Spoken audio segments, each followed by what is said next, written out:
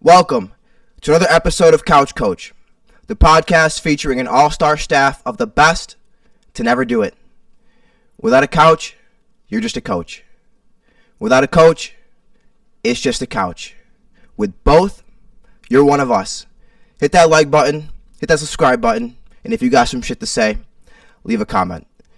And now, for your first Couch Coach, we have the one and only Mr. 500. Mr. Bountiful Harvest. Rumor has it, he doesn't live in a gated community, but his community does have a gate. He's a man of many names, but you can call him Johnny. My community has a gate and an HOA, and it's the worst thing ever. You seen any gators recently? Did I tell you about the gator in my backyard? You did. I don't know if I told you about that. There's a big, 11-foot gator in my backyard, a few weeks back, and a man came out and wrestled it solo. He wrestled, and I was like, "You didn't tell me that." Like, a guy came out and wrangled the gator by himself. I went, I don't know how much you'd have to pay me to do that job.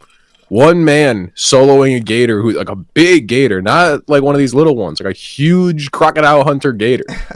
And he solo wrangled it, hog-tied it, threw it in the back of his pickup truck. I was like, this guy is a hero. This guy, he could ask me to fuck my wife, and I would have to let him. I mean, my God. You have to let him. You have to let him. That's straight out of a Brett Favre commercial right there. Some Wrangler jeans right there. Wrangling the gator in the Wrangler jeans. Oh, boy, that would have been classic. Mm-hmm. Would have been classic. And for your last Couch Coach, we have yours truly, founder of Omnipresence Productions, co-founder of the Couch Coach Pod. Some call me Akira, some call me Commissioner, but you can call me Coogii. And now, kicking off the show, we have to let the people know, Johnny. We must let the people know. Are we prophets or are we pretenders here on Couch Coach? Now, Johnny, I'll start with you because it's short and sweet. Short and sweet here.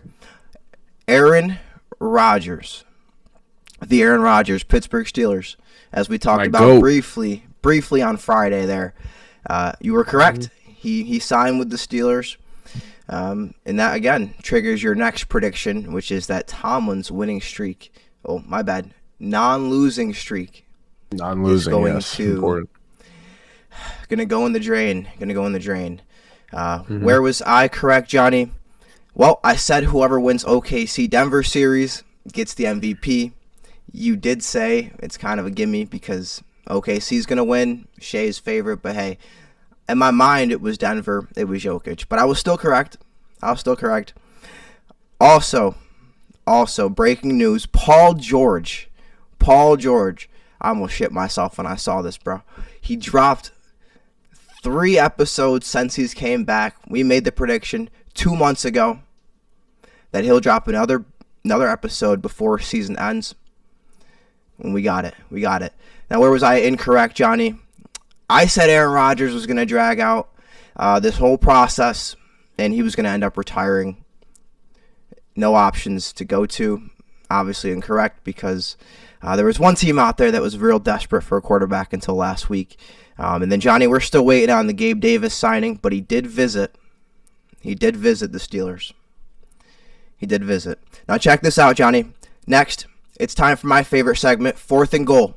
A winner-takes-all trivia showdown where 2 couch coaches enter and 1 is crowned victorious. And the theme today, NBA Finals.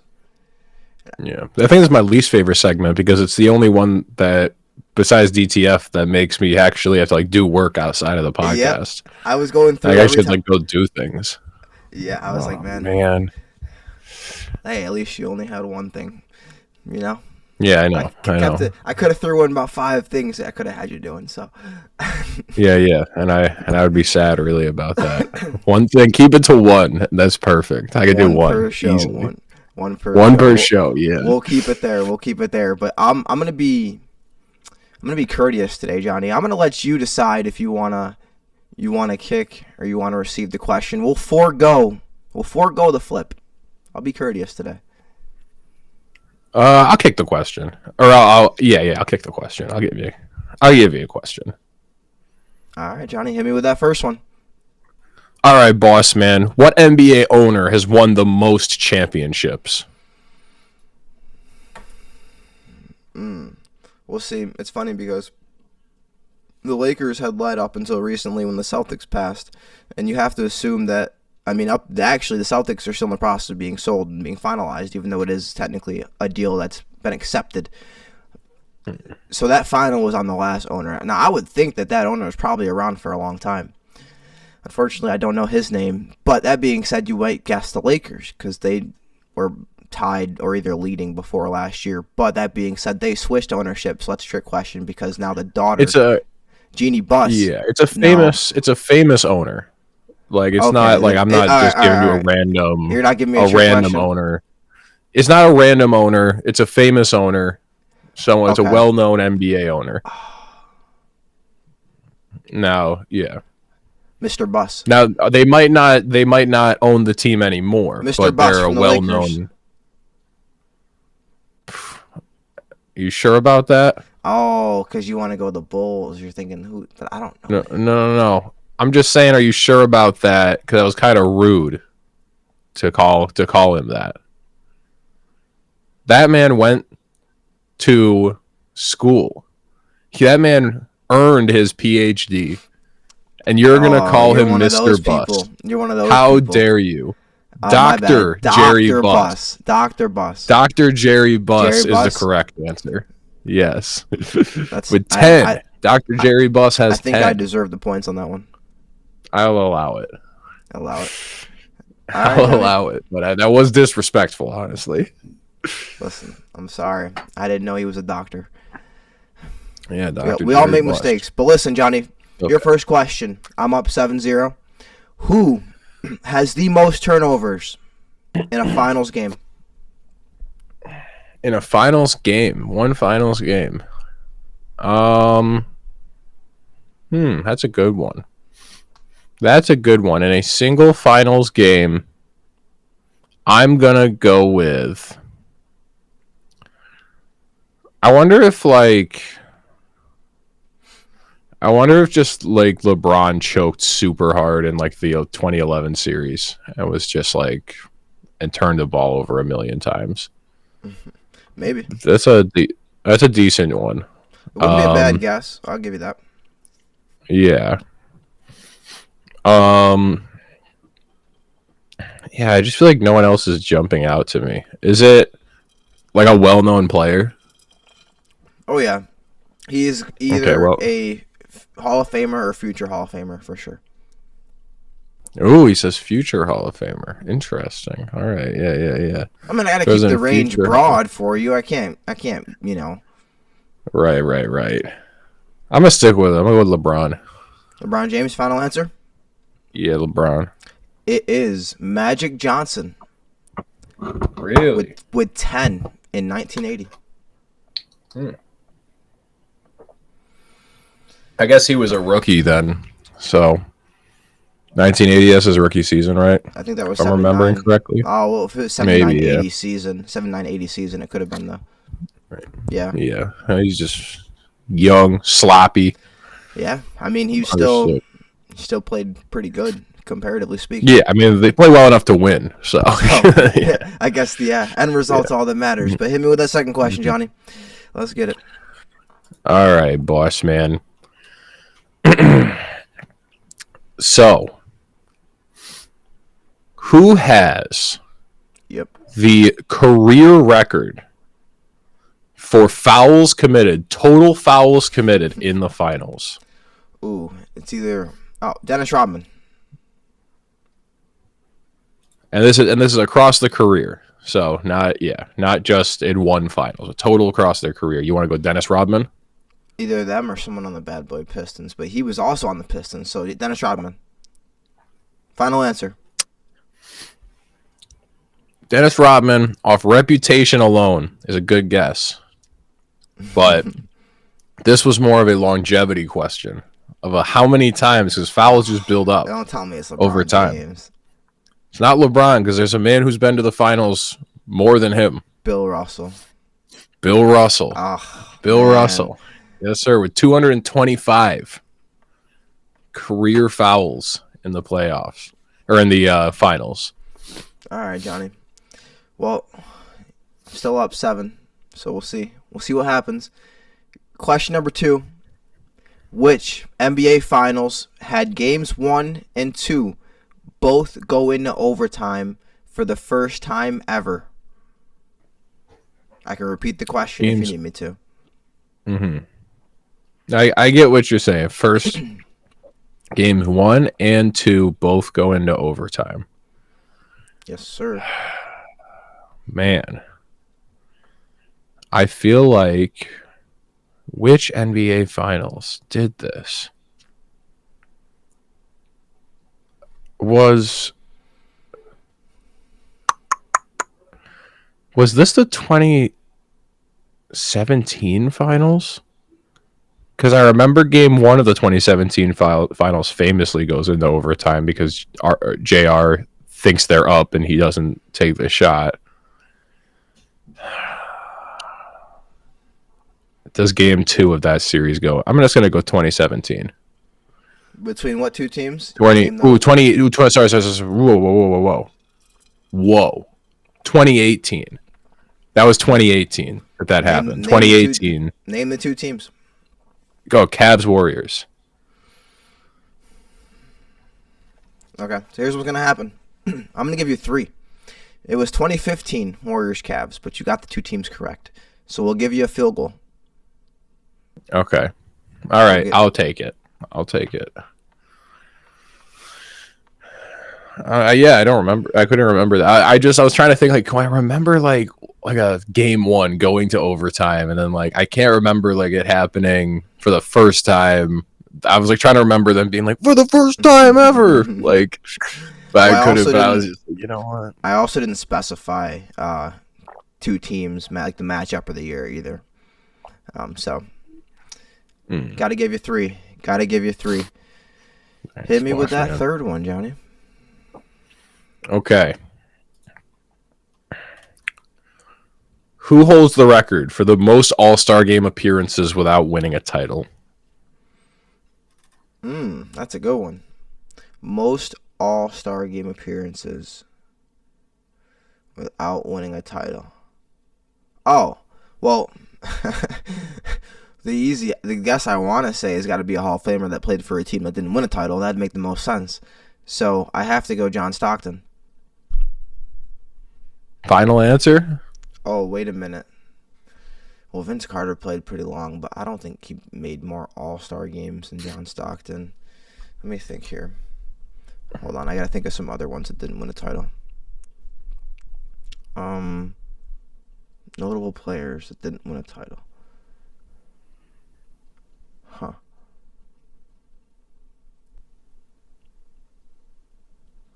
Ooh. There's Charles Barkley. He didn't win a title. I don't think Isaiah Thomas ever won a title.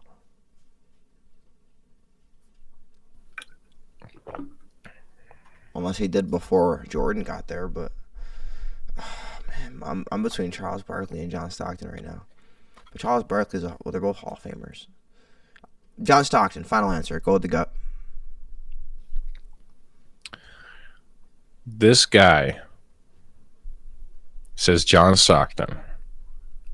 That is about as good of a guess as you could have. Without getting it correct or with getting it correct? Without getting it correct. Just based off proximity. Just proximity to the correct answer. Don't tell me that it's Malone. It was the Predator himself. He made more? He made more, yeah. I picked the wrong one. Mm-hmm. Yeah, the Predator himself, Karl Malone. Yep, that is the answer there. I was like, man, you said Stockton, and I went, he's right there. He's gonna kill himself if he doesn't get this one. Yeah, you're man kicking myself. That was good though. It's about as close as you can get. That was real close. Johnny, who holds the record for the most triple doubles in finals play?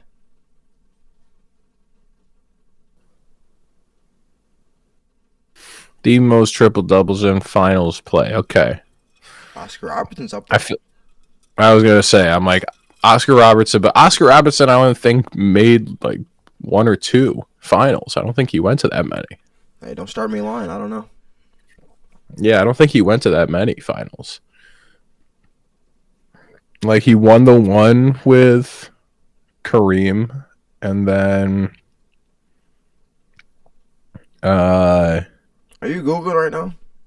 no, I'm looking into space.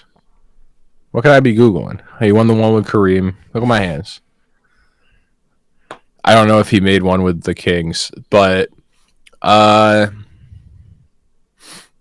feel like the answer, like, all right, I feel like there's a couple of answers that I'm like between. One is Magic, one is LeBron, because it's just like the most triple doubles in the finals.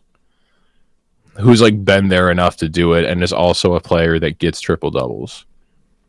So I'm like, I feel like it's either LeBron or Magic, and I feel like it's.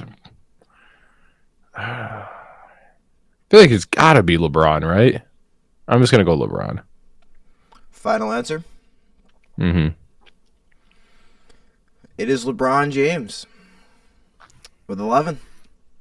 I almost psyched myself out. I almost didn't pick it, but I was like it has to be just like a volume thing plus like, yeah.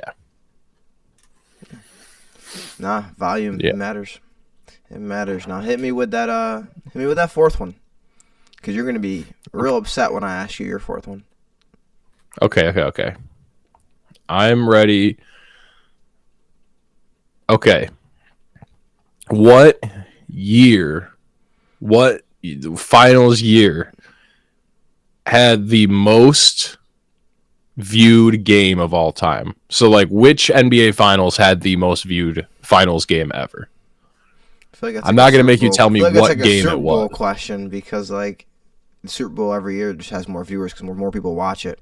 But that being said, here's what I'll tell you, that is not the case with the NBA. Ratings in the NBA, they've been saying. So it probably that is not the case with the NBA. 2010s. Oh, the most viewed?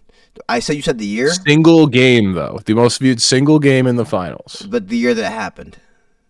The year that it happened, right. So not like the entirety of the finals. Oh, it had to be the Game 7 comeback from the Cavs. So I'm trying to think right now. When they came back from down 3-1. But that would have been 2016. Damn, that's all right. I mean, there's no way that's the answer, because you wouldn't feel that confident in telling me the year if that was the answer. Hold on. Unless he's tricking me. Maybe he's just a nice dude. All right, 2016. It had to be the Game 7.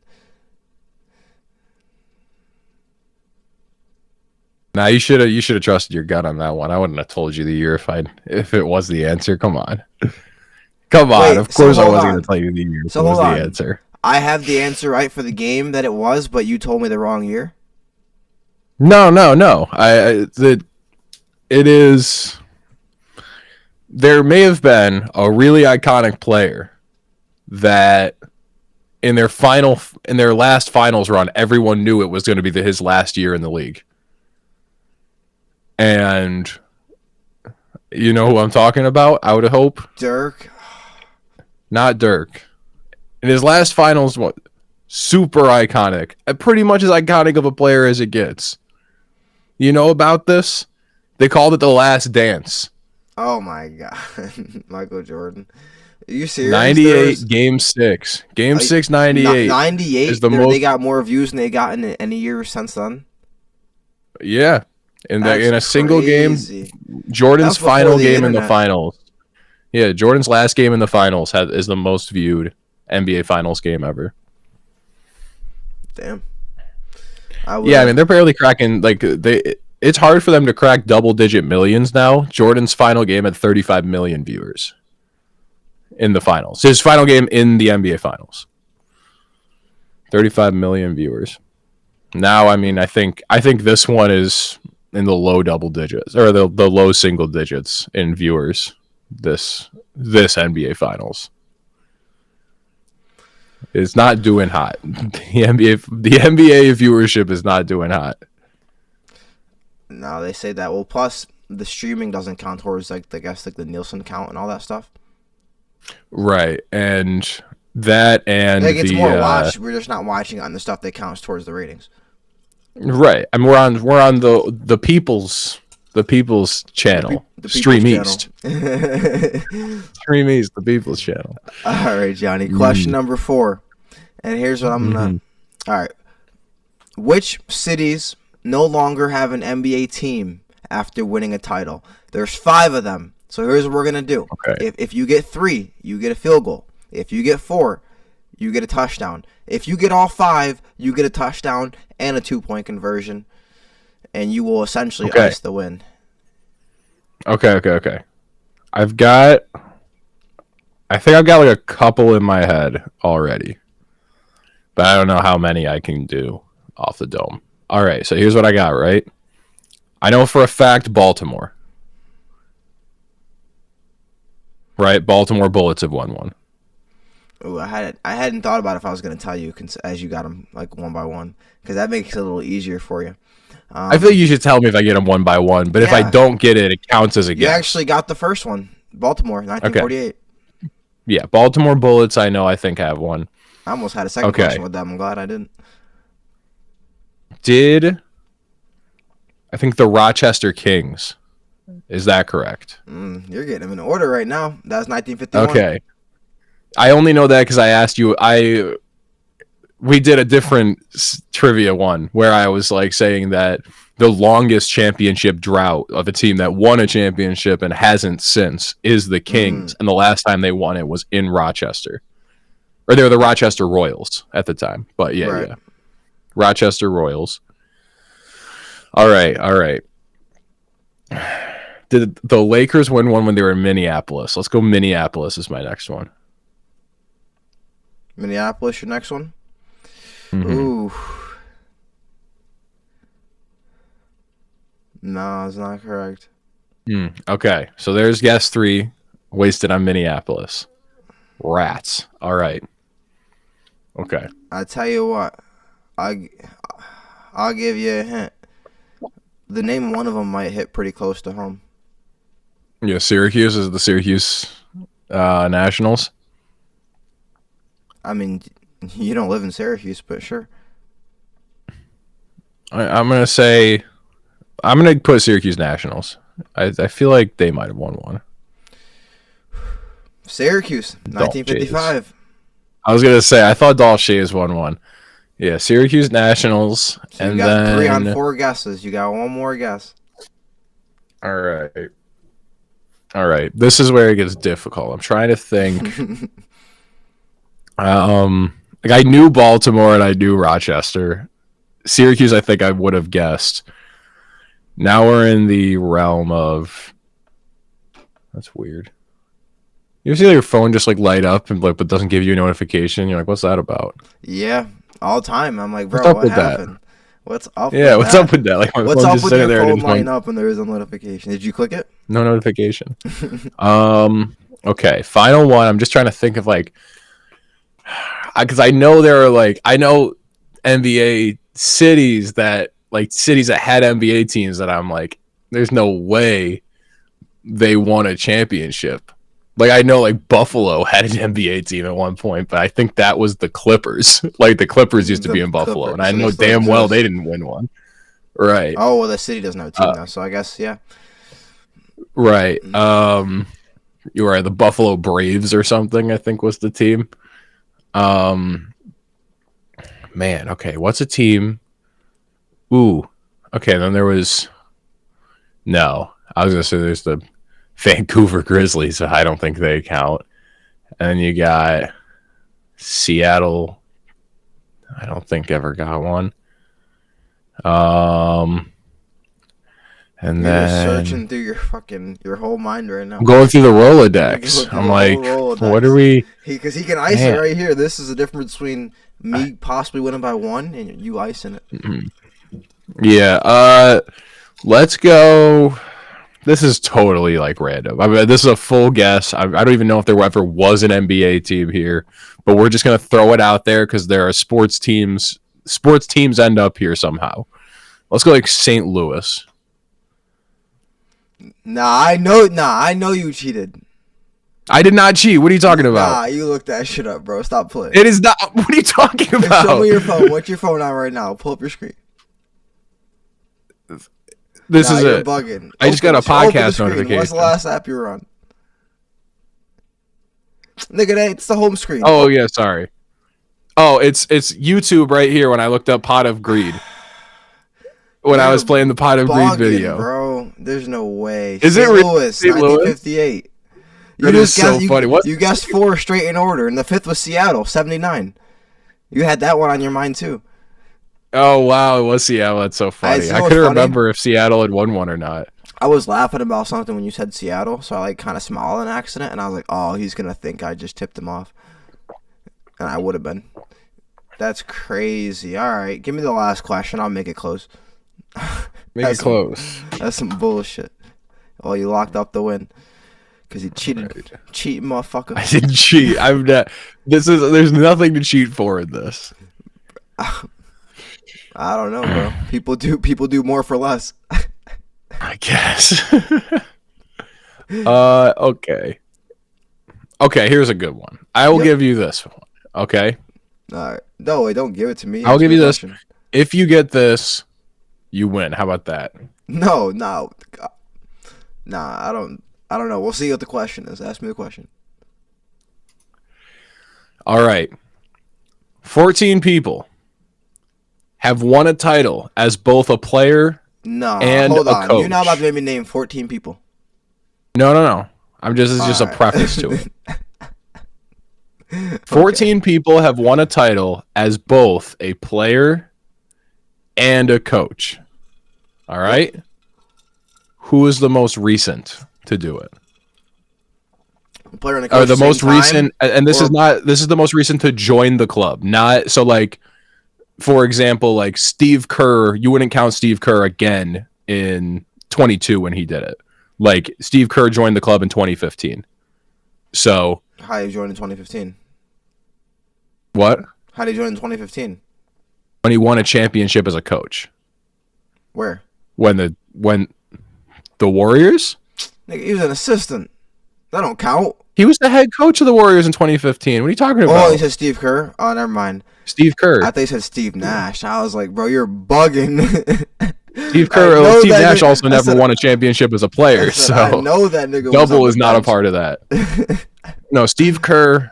Yeah, like Steve Kerr won it. Like, he joined this in 2015. So like not the most recent to do it because that would be Steve Kerr. But well, it could be because I think Joe Mazzulla played. Oh, I don't know if he won a title though. Okay. Hold on. You didn't say Steve Kerr wasn't the answer though. Right, I'm just saying that it could be the answer, but we're not counting the Steve Kerr Steve Kerr Tyronn Lue. Like from Final answer, Tyronn Lue. Is that your final answer? Final answer. Tyronn Lue.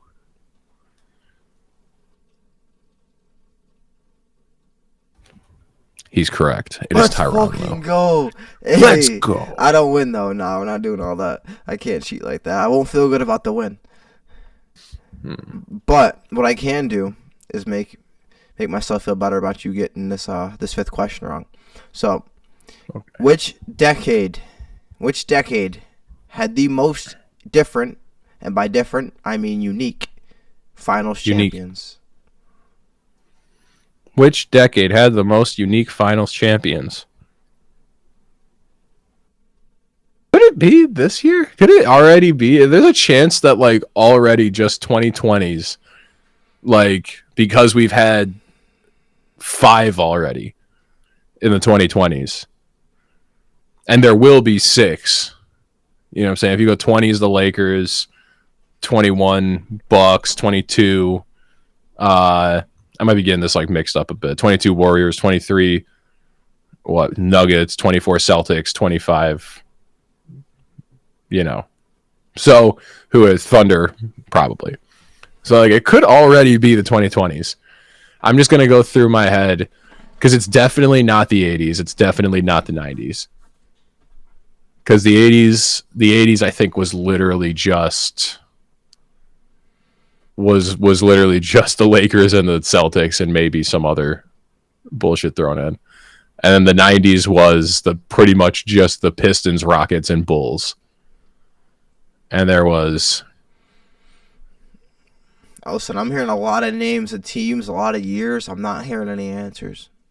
Right. I'm just thinking through it.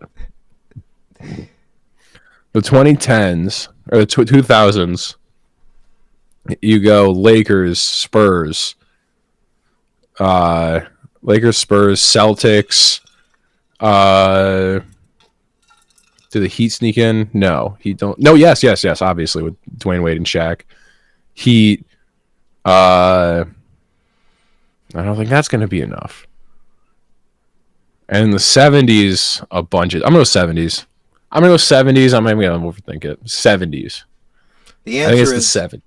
The answer is, Johnny, the 1970s, in which there were eight different champions. 8, okay. Nice. You know, I actually feel better that you got that right than I would have if you got it wrong. Because if you got it wrong, that one last team in St. Louis, that one little Hail Mary would have been the difference between me winning by 1 and me losing. Mm-hmm. God damn it, St. Louis. The funniest part is I don't even know what the team was. I only picked St. Louis because I was like, I feel like there's always teams in St. Louis. Like teams are in St. Louis and then they get moved out of it. That's what happens to St. Louis. Like we had the St. Louis Rams, we had the St. Louis Cardinals, and now there's some St. Louis NBA team that I can't even think of that got moved out of it. That's just what happens. It's just what happens, Johnny. It's just what happens. Poor Johnny, check this out. Last night, after a gut-wrenching Game 1 collapse, the Thunder responded with a 123-107 win, securing win on home court. They still don't have home court advantage, of course, dropping Game 1 at home, but Shai had 34 points, 8 assists, 5 rebounds, 4 steals, and after his 38-point game, he now has 72 over the first 2 finals games, surpassing Allen Iverson. OKC, they established dominance early, and they led wire to wire. 19-2 run, second quarter, fueled the offense, and then that defense swung momentum there from the beginning to the end. On the bench, Alex Caruso, 20 points. The Alex Caruso, former Laker. Aaron Wiggins, not Andrew. Aaron Wiggins. Not Andrew. Aaron. 18 points, including 5 of 8 from 3. Chet Holmgren, 15 points after a 6-point game 1. And Jalen Williams, 19 points. Indiana did not have a single scorer reach 20 points for the first time since 2013 that's happened in back-to-back finals games. Yeah. That's looking rough. They turned the ball over 13, so approximately half of Game 1.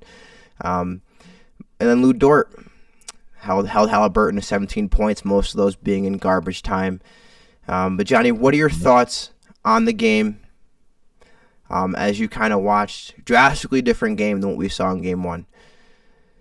I'll tell you what, man. I am really more and more...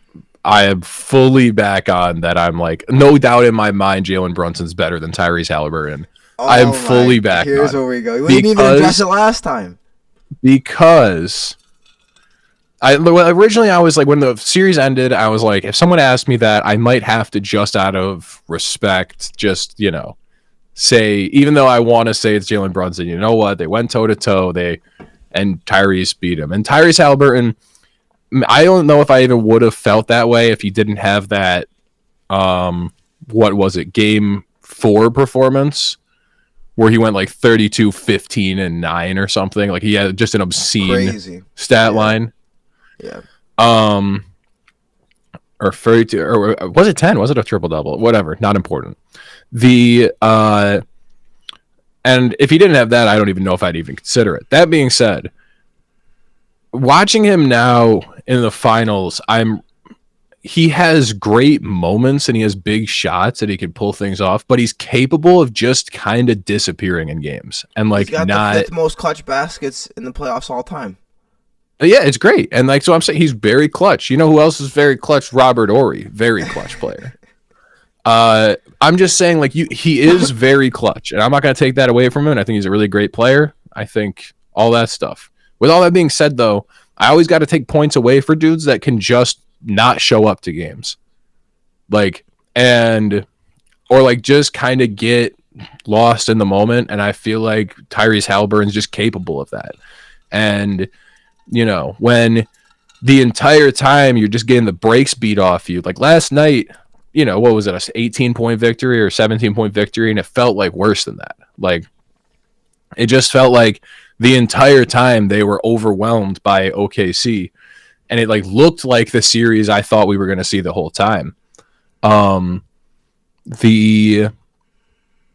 It's just like there's just a part of him, I don't know, and maybe that'll develop eventually, like the takeover aspect, but like, you know, when a guy that people are arguing is one of the best players in the league walks out with 17 points in the biggest game of his entire career, it's like, you know, maybe you got a little bit of growing to do before we're calling you like one of the best superstars. So, you know, that's just a little hate from me, but really it's just more of a testament to OKC, huh? You're saying that off one game, though, bro. Like, it's 1-1. Well, he had 14 points in game one. If he doesn't hit that last minute shot, we're talking about how terrible that game was for him too, or as a 16, whatever. It was also not a crazy scoring game for him. You know how many times it's LeBron fine. has had 35-point games and then missed the last shot, and people shit on him. Yeah. And I don't think that's fair. Like, that's the thing, though. LeBron is great front to back of the game. Like, but it's not just that. Tyrese Halliburton had a game in the New York series where he had 8 points. Like, well, you know what I mean? Like, he's team around him. He doesn't have to do all that. But that's just not how that's not what a superstar is. Like, you can do that. Like, if you're a good player, superstar, you let off with clutch. I did not say. Are we arguing about superstar or clutch? I wasn't saying he's not clutch. I was saying that you can give him all the credit you said for being more clutch. Though you said initially Jalen's more clutch, correct? You're going way, but no, that's not what I'm talking about. I said Jalen's better. I'm bugging. Okay, just straight up better though. Just straight better player. Yeah, better. Just a better player. Okay. Yeah.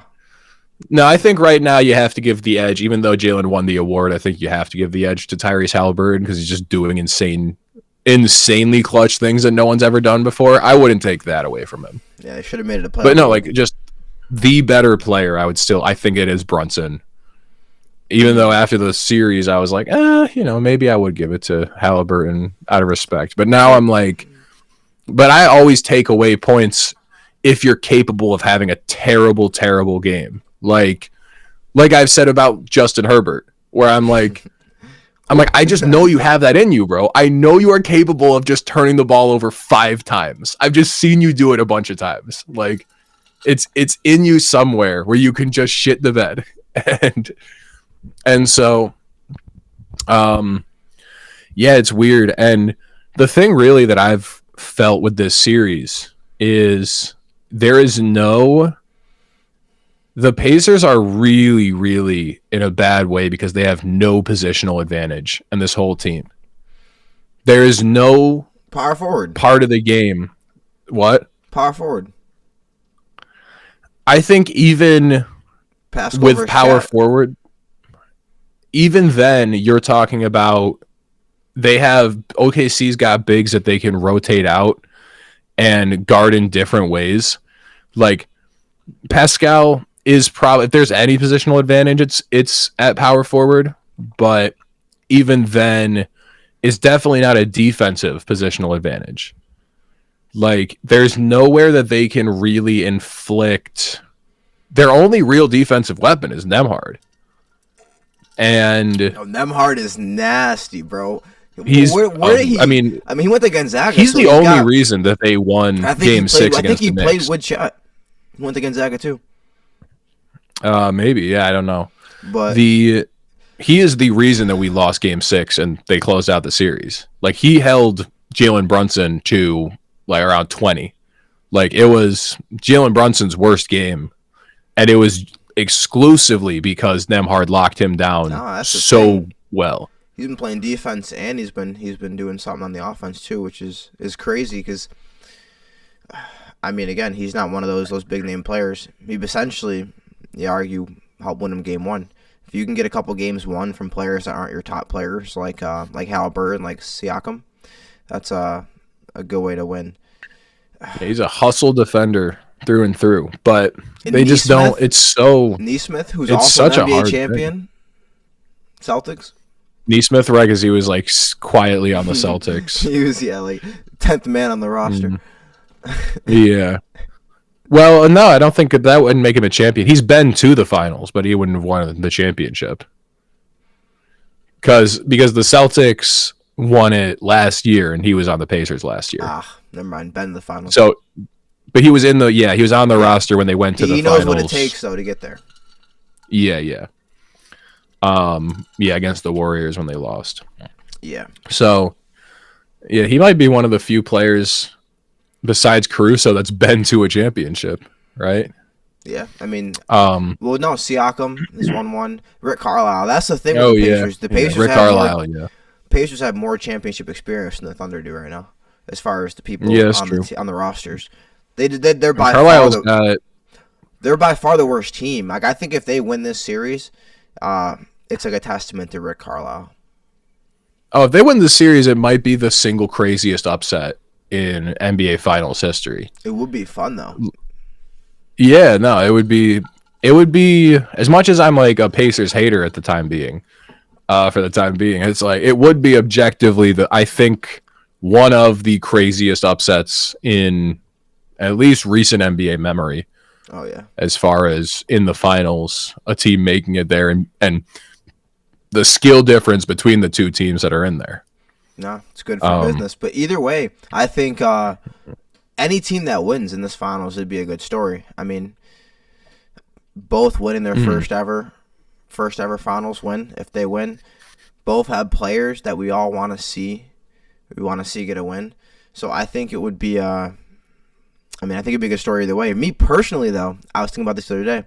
So if the Pacers win, it's like a win for the Fever, right? Indiana. But if the Thunder win, it's like a win for the Jazz.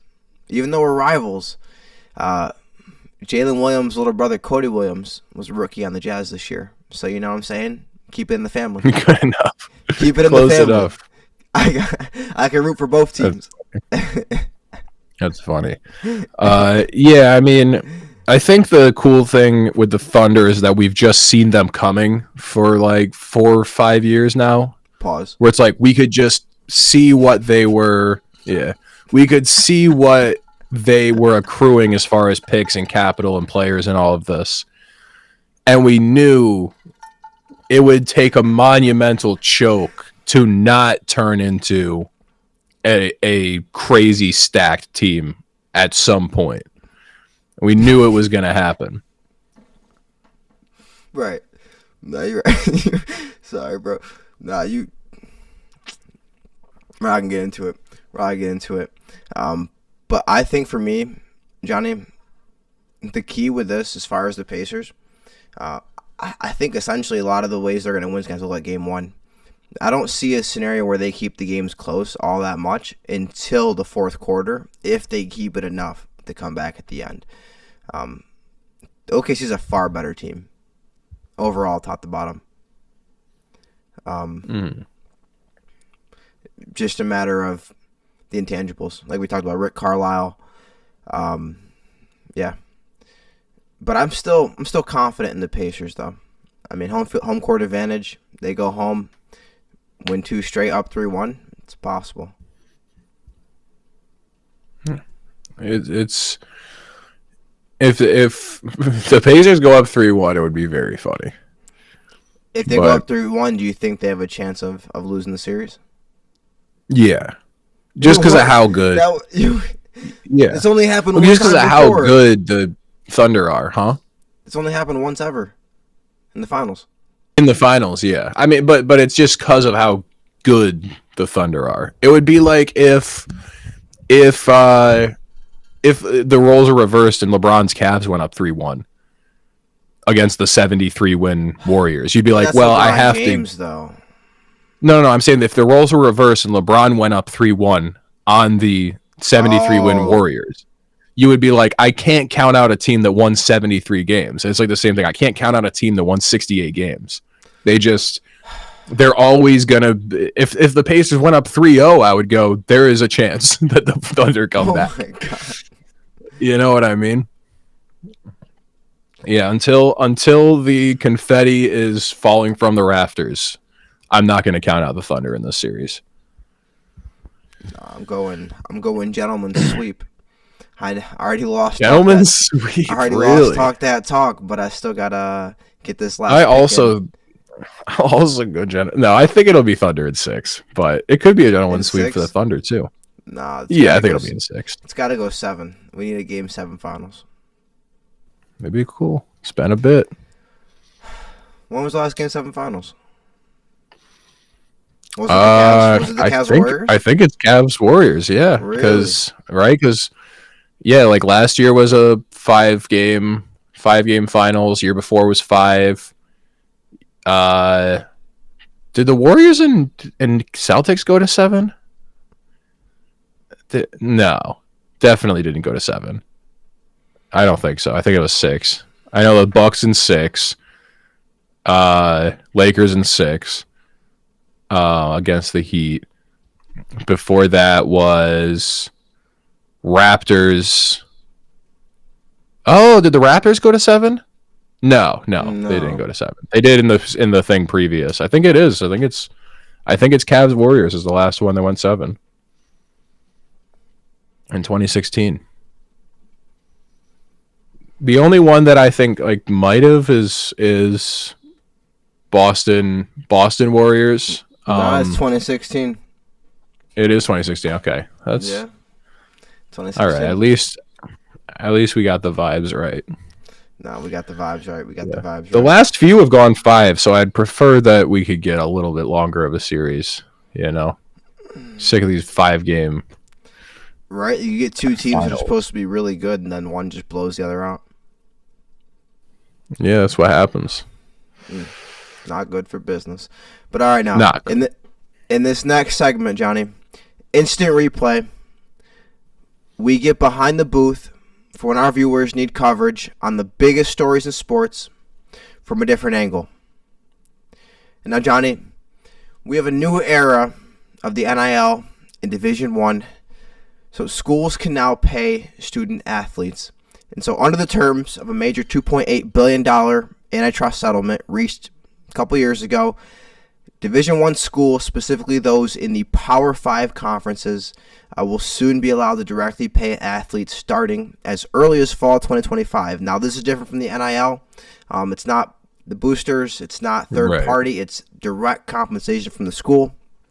Mm-hmm. Each school has an annual cap of $20 to $22 million per year. Not each sport, but across all sports, all student athletes, and the schools will get to decide which athletes and which sports receive money, and not every athlete is guaranteed a share. But this happens after years of lawsuits and still athletes being classified as students, not employees, but that could change depending on future legal labor rulings. One key note, it is expected to create a little bit of inequality between schools with large budgets versus smaller programs as far as acquiring players, which we've already started to see a little bit with the NIL as it currently exists. But what are your thoughts on this, Johnny? Are you a fan of student athletes specifically getting paid? Of course, I'm a fan of it. I've been a fan for my whole life. I've always been pro paying student athletes. I want to go on the record.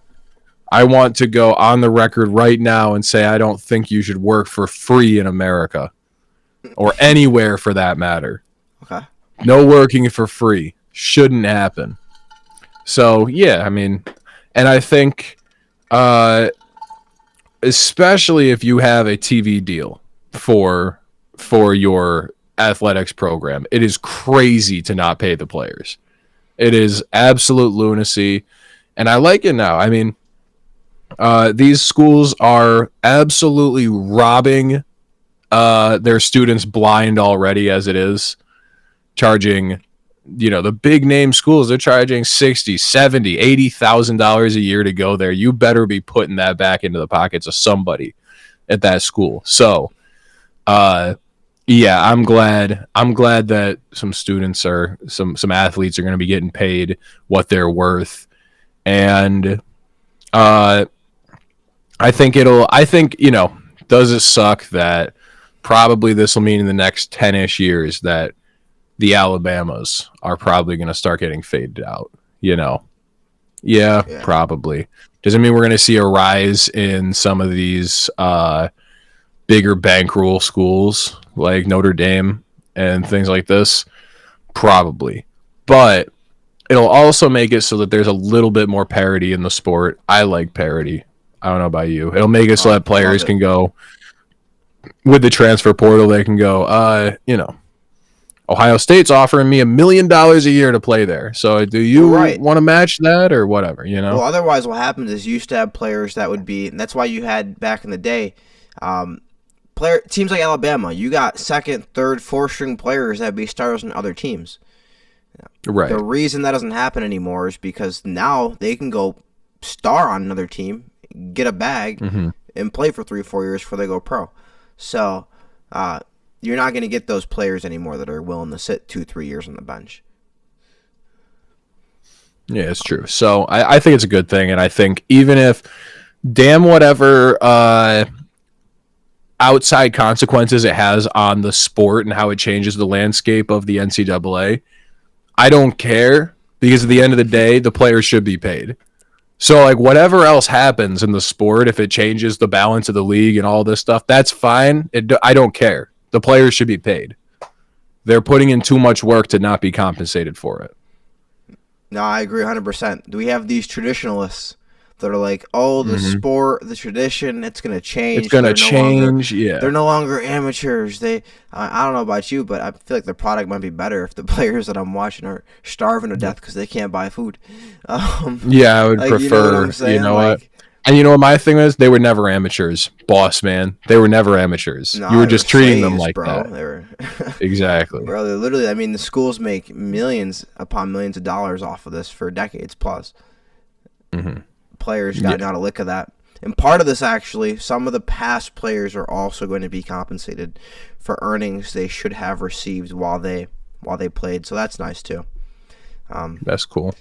Because there's always those debates, right? Like, how much would Tim Tebow have made in the NIL era? How much would Johnny Manziel have made in the NIL era? How much would Reggie Bush? Tim Tebow would have come into the NFL a billionaire if he had the NIL. It would have been crazy. Dude, he would have had every church in America giving their tithes to his booster. Paying tithes to Tim. Like every Sunday service, you just know this is going to Tim. This is going to Tim. Nah, it would have been crazy. It would have been crazy. And so a natty for God. Those players deserve to get paid. Here on Couch Coach, we're big fans of people getting paid for work that they do. Yeah. We actually don't think you should work for free here. I know. You know what's crazy too? The same people that are mad about it. I'm like, imagine you go to work for a whole year and you don't get $1. Like, for education, you're probably pretty tight too. And then they go, but exactly. we gave you trainings for free. We did training every day for free for you. That's pretty good. Take that training. Yeah. Go somewhere else and make more money. Like, what? No. Everywhere in the world that you, for the most part, okay, let's narrow the scope. Everywhere in America, for the most part, that you work, you produce product that others make more money than you off of, you typically will make a portion of that revenue. So yeah, man, it's got me thinking. Like, I don't know. Honestly, if players are getting paid back then, I might have kicked it in the gear. Back when I was like 12. Yeah, if you knew, you know what I'm saying. Could be a job. I'm like, dang, this could really be something. I don't even gotta go pro. Just make me a bag real quick in the NCAA. Why not? All right, one moment. Man. One moment. Hey. Let it rip. Let it rip. Let it rip. All right. I'm not fucking leaving. Check this out, Johnny. Packers release former Pro Bowl corner Jair Alexander after 7 seasons. So officially released him June 9th, just ahead of mandatory minicamp. This marks the end of his 7-season tenure with the team. They had attempted to trade Jair and a contract restructure after he declined a reduced deal. He got released. But he is a first-round pick from 2018, 2-time Pro Bowler, 2-time second-team All-Pro, amassed 12 career interceptions, 287 tackles.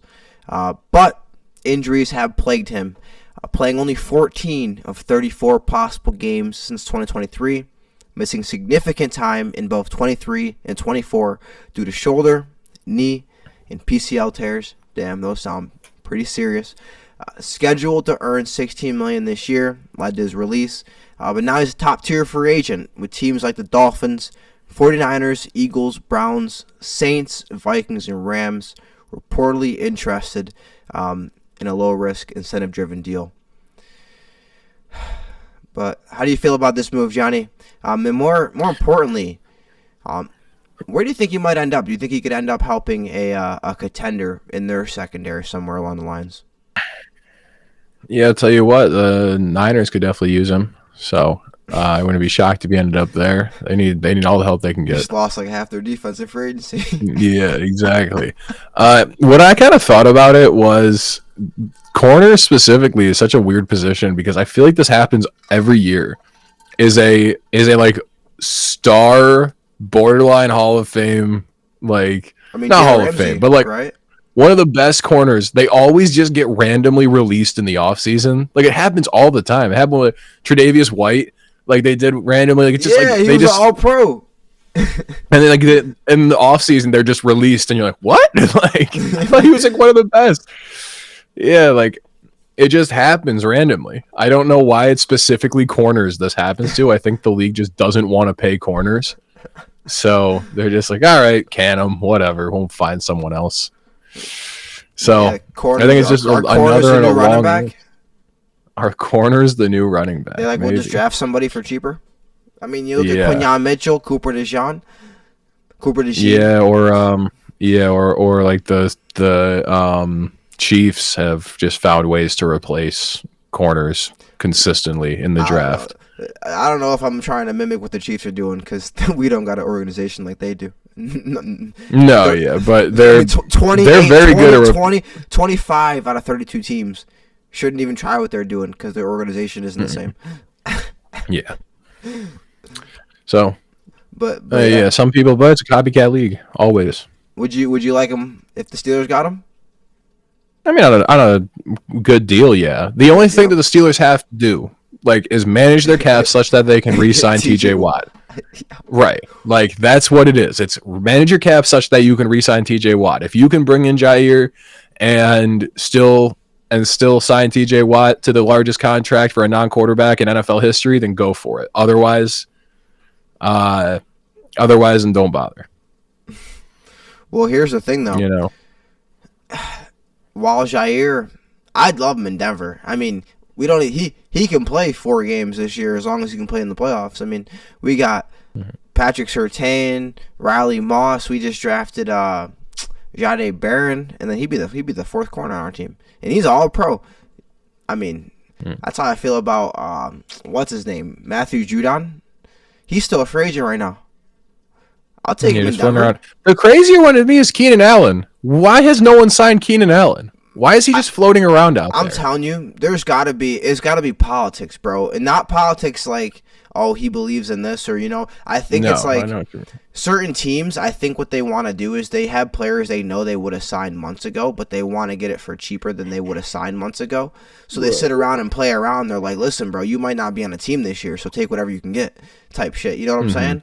Because, like, there's no reason that some of these teams, some of these players shouldn't be on rosters. There's not 53 men on every team better than some of these players. Right. And even if you go position to position at max amount you can have for players, there's not every player on a team is better than these players right now that are on the free agent list.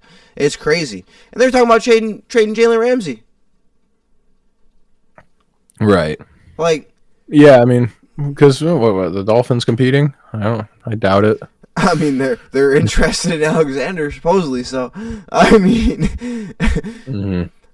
that'd be nice pairing. Jalen Ramsey and Alexander together. Ooh, oh man. Yeah, just two old ass corners that might play. Hopefully, one plays the first half, one plays the second half. Yeah, I mean, Jair's not super old. He's not like Jalen Ramsey's on the older side, but yeah. But Green Bay though. Green Bay, all they have, so their starting corners after he's gone are Kaysen Nixon and Nate Hobbs. And I know Nixon briefly. He's not bad, but Hobbs, yeah. I don't know. We'll see. But Johnny, more in release news here. The Bengals released team captain and top 10 NFL tackler Jermaine Pratt. So they released him, ending his 6th season stint in Cincinnati. Now, Pratt requested a trade earlier in the offseason after the defensive coordinator change from Lou Anarumo. Now, he was entering the final year of a 3-year deal. He led the team in tackles with 143 last year, again, top 10 in the NFL. Over his Bengals career, 616 tackles, 7 interceptions, 23 pass defense, 3.5 sacks, and he famously led the Bengals' first playoff victory since 1991, or sealed it rather, with a goal line interception in the 2021 wild card. But what's next for him? Likely going to be drawing interest from teams linked to his former D coordinator, who is now in Indianapolis. But what's going on in Cincy, Johnny? They keep making... The only thing I can think with this move is that it's got to be to free up some space to sign Trey Hendrickson.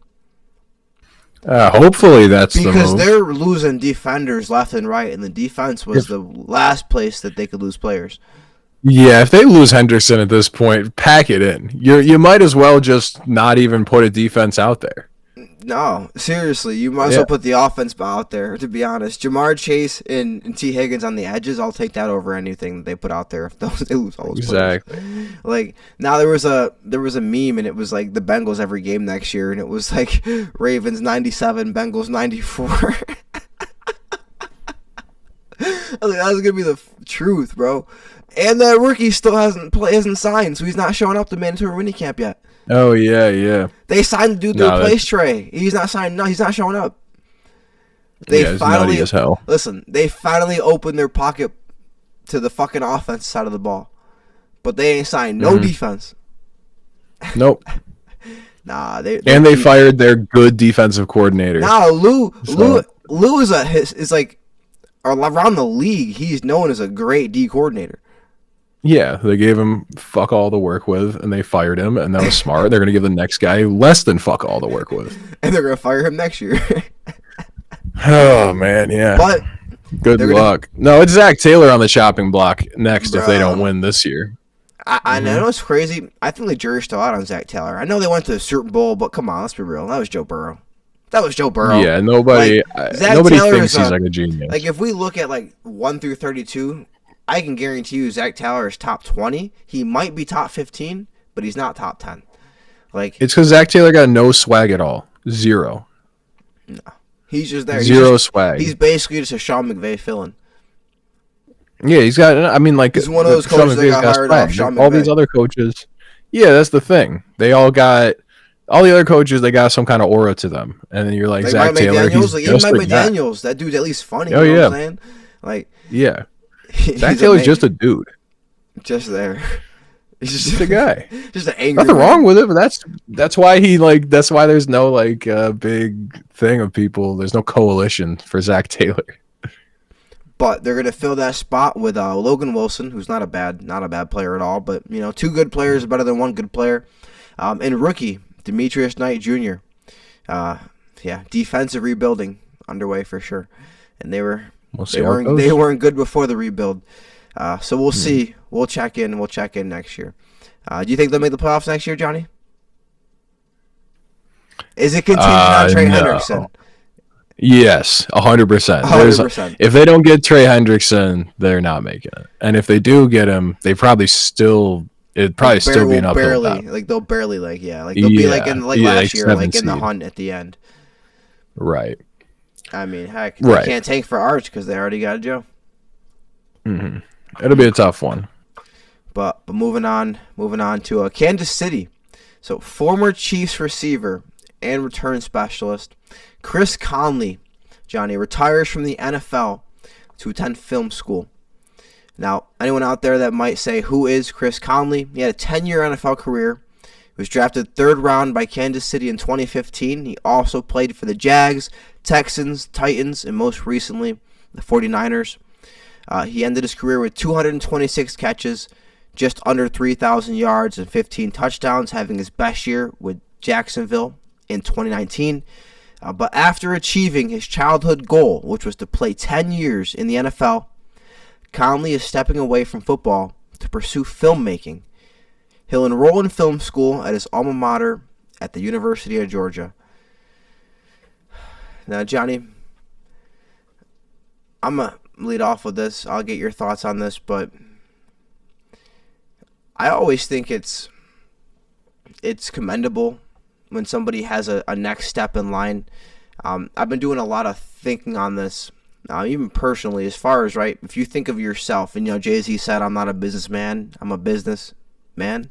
You know what I'm saying? So, like, if you think of yourself as a business, it's always important to know when to pivot. And so, when it comes to players establishing their second career after football, I always commend the ones, even if it's earlier than they would have wanted to, and obviously we'll get to him, and this was part of his plan, but even if it's earlier than they wanted to, I always commend that next step, because you always got to know, all right, like this next step of life has to start now, and this current step, it's over. And a lot of players, what happens is they're going to end up 10, 15, 20 years after their career ends, and they're still going to be thinking about those touchdown catches they had, those, what I'm saying, it's like that high school football player who at age 30 is still, like he's in high school. You know what I'm saying? You have to be able to move on, get that next step. But for him, it's even better because, he hit that goal. He said, I'm going to go 10 years, and then I'm going to go pursue that next thing. And, filmmaking is dope. Filmmaking is dope. I mean, Quentin Tarantino, you think of some of the great producers, filmmakers out there. But what are your thoughts on this, Johnny? No, he's not a Hall of Fame player, but he wasn't a bad player. He was serviceable throughout his career. Follow your dreams. Follow your dreams. It's cool. Follow your dreams. It's definitely cool. And it's funny? As I was going through this story, I was gonna say Super Bowl champion because he was on the Chiefs, and I was like, oh, he had to win a Super Bowl. He didn't. He happened to leave right before they got into that era where they started winning Super Bowls, which kind of sucks. Dang. Man, he could have just took less money, stayed there, and won mad Super Bowls. And imagine that as a filmmaker, multiple Super Bowl champion.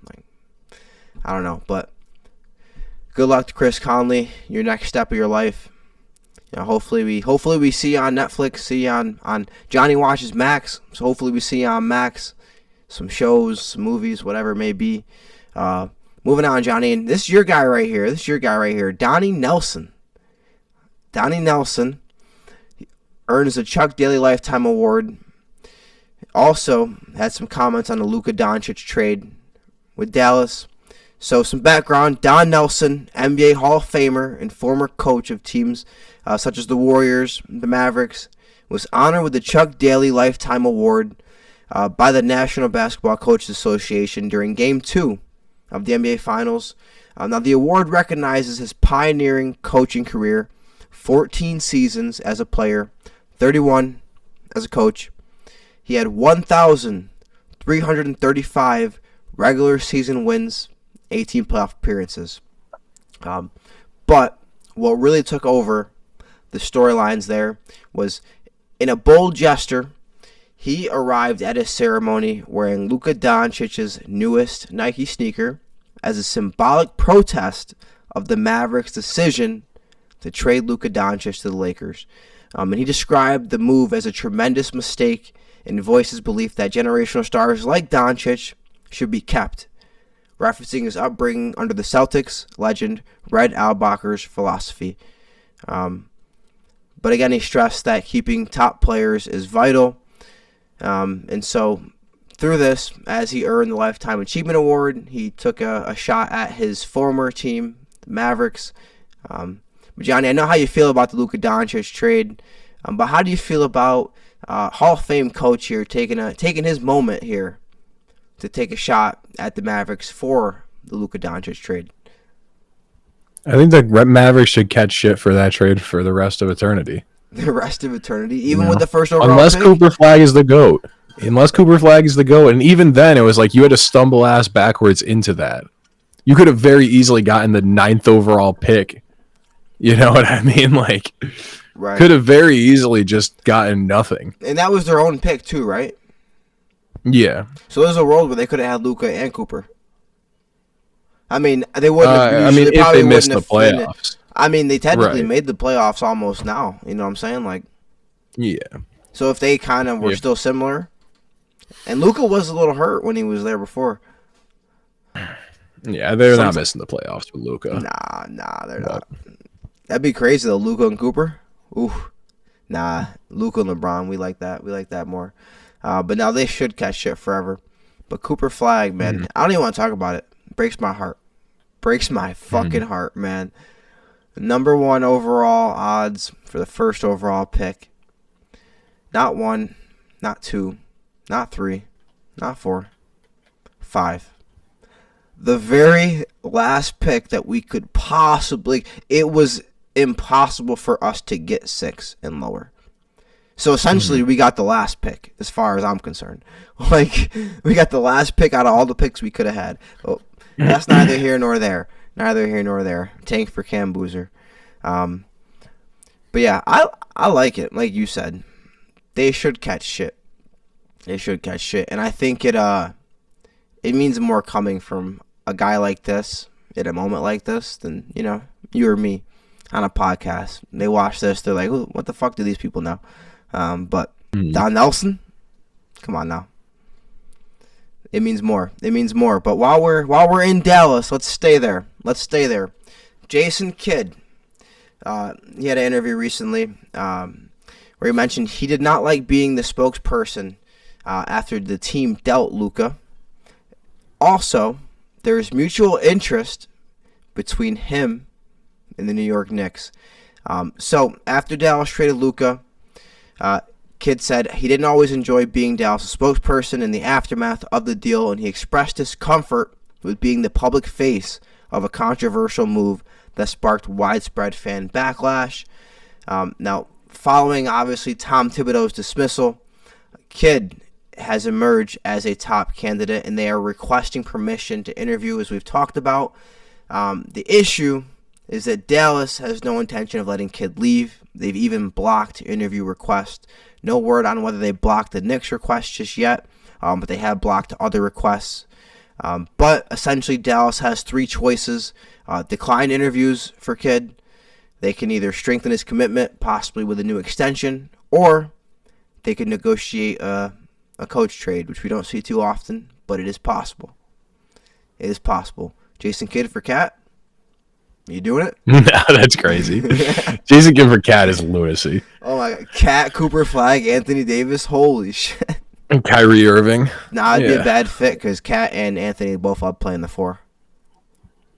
No, it would be a goofy. That'd be a goofy trade. But I don't know what the shape of a Jason Kidd trade looks like. But I think if he just keeps on making us stink and like if he's saying things to the public where he's like, I don't like how this Luka trade was handled. I don't like that it was put on me to deal with it when I was in the dark about the trade the whole time. If he keeps saying this to the public, what's he saying behind closed doors to them? Right. Is he saying like, you guys fucked me? Like, you guys fucked me this entire time? Like, you should let me negotiate because I don't want to re-sign with you because I hate you. But anyway, yeah, Johnny, so I think it's funny because when it comes to, obviously the GM is going to take a lot of the blame. But I don't blame Jason Kidd for being, pissed about this because at the end of the day, when it comes to who's going to actually pay for something like this in the long run, it's going to always be the coach, right? GM's not going to fire himself, so the owner's got to fire the coach. Typically, owners aren't going to be as involved in the day-to-day decisions as the GMs are, versus the GM firing the coach, who we can essentially blame for the team not doing good. But I mean, I'd be pissed too if I was on a team and we were killing it. We just went to the finals, and then you traded my best player away. And you didn't talk to me. Nah, it'd be over. And that's why I think there's no way LeBron didn't know about this beforehand, because like, you gonna trade away AD and your best player don't know? Get the fuck out of here. So, no, I mean, I'd be pissed too. But how do you feel as a Knicks fan, Johnny? Do you think Jason Kidd would be a good coach for the Knicks as far as taking them to that next level? I think he's an objectively good coach, and it's a shakeup, and it would be good for attracting Giannis to the Knicks. And we know for a fact that Jalen Brunson likes him, and he has a good enough rapport with Jalen Brunson, and he probably would keep Rick on the coaching staff. Right, because he played there. Yeah. Yeah, so I think it's a good option. It just comes down to like, what do you have to give up to get Jason Kidd? Like, because our trade capital is rough right now. You know what I mean? Like, we do not have a ton to move around, and every little bit's going to help right now. So, especially if we want to make a play for not even just Giannis, but, you know, Kevin Durant. And if we're making a play for Kevin Durant, you have to do it without giving up Cat. I mean, a Cat for Kevin Durant trade is just stupid. So, no, no, that'd be terrible. Yeah, He's like and I've seen people like throw it out younger. there, and I'm like, right, I'm like, it's a stupid trade. So, might be more. It might be like 8 years younger. Oh yeah. He's like, Cat's not even 30 yet. That's what I'm saying. Like, he's like, I think he's 29. And Katie's pushing 35, 36, isn't he? He's like 38. Oh man, yeah, he's 37, 38. You know what's crazy? Yeah. I think we're going to get to a point where we thought it was a huge deal that LeBron played to a certain age. And now I don't think players are going to play as long as him, but I think we're going to see a lot of players play into that age where like we first started to think it was crazy for LeBron. I mean, the Chris Paul. It's just going to be about like, they'll play to it. And the question is like, do they do what LeBron did? Which is like, LeBron, you look at his stat line and you could be like, oh, this could be at any point in his career he did this. Right, like he's better than he was at 24, like type shit. Right. No, 100%. 100%. But I know you talked about last Friday, a lot of the coaches we talked about you thought were kind of carbon copies of Thibodeau. Mm-hmm. You don't think Kidd is that? No. I think Kidd has extra stuff to him. He played for the Knicks quietly. Late in his career was a former Knick. Yeah, so I think Kidd has a lot of he's got some extra stuff to him. He's a former player, well-respected player, that was a good, an undersized point guard defender and assist, monster. Like, he was a true point guard in every sense of the word, not a heavy scorer. So I think if there's anybody that can flesh out that side of Brunson's game, it's him. Right. And like that's what Brunson needs. Brunson doesn't have to become an elite defender or an elite passer, but he has to be better at both of them. Like he just can't be only a scorer.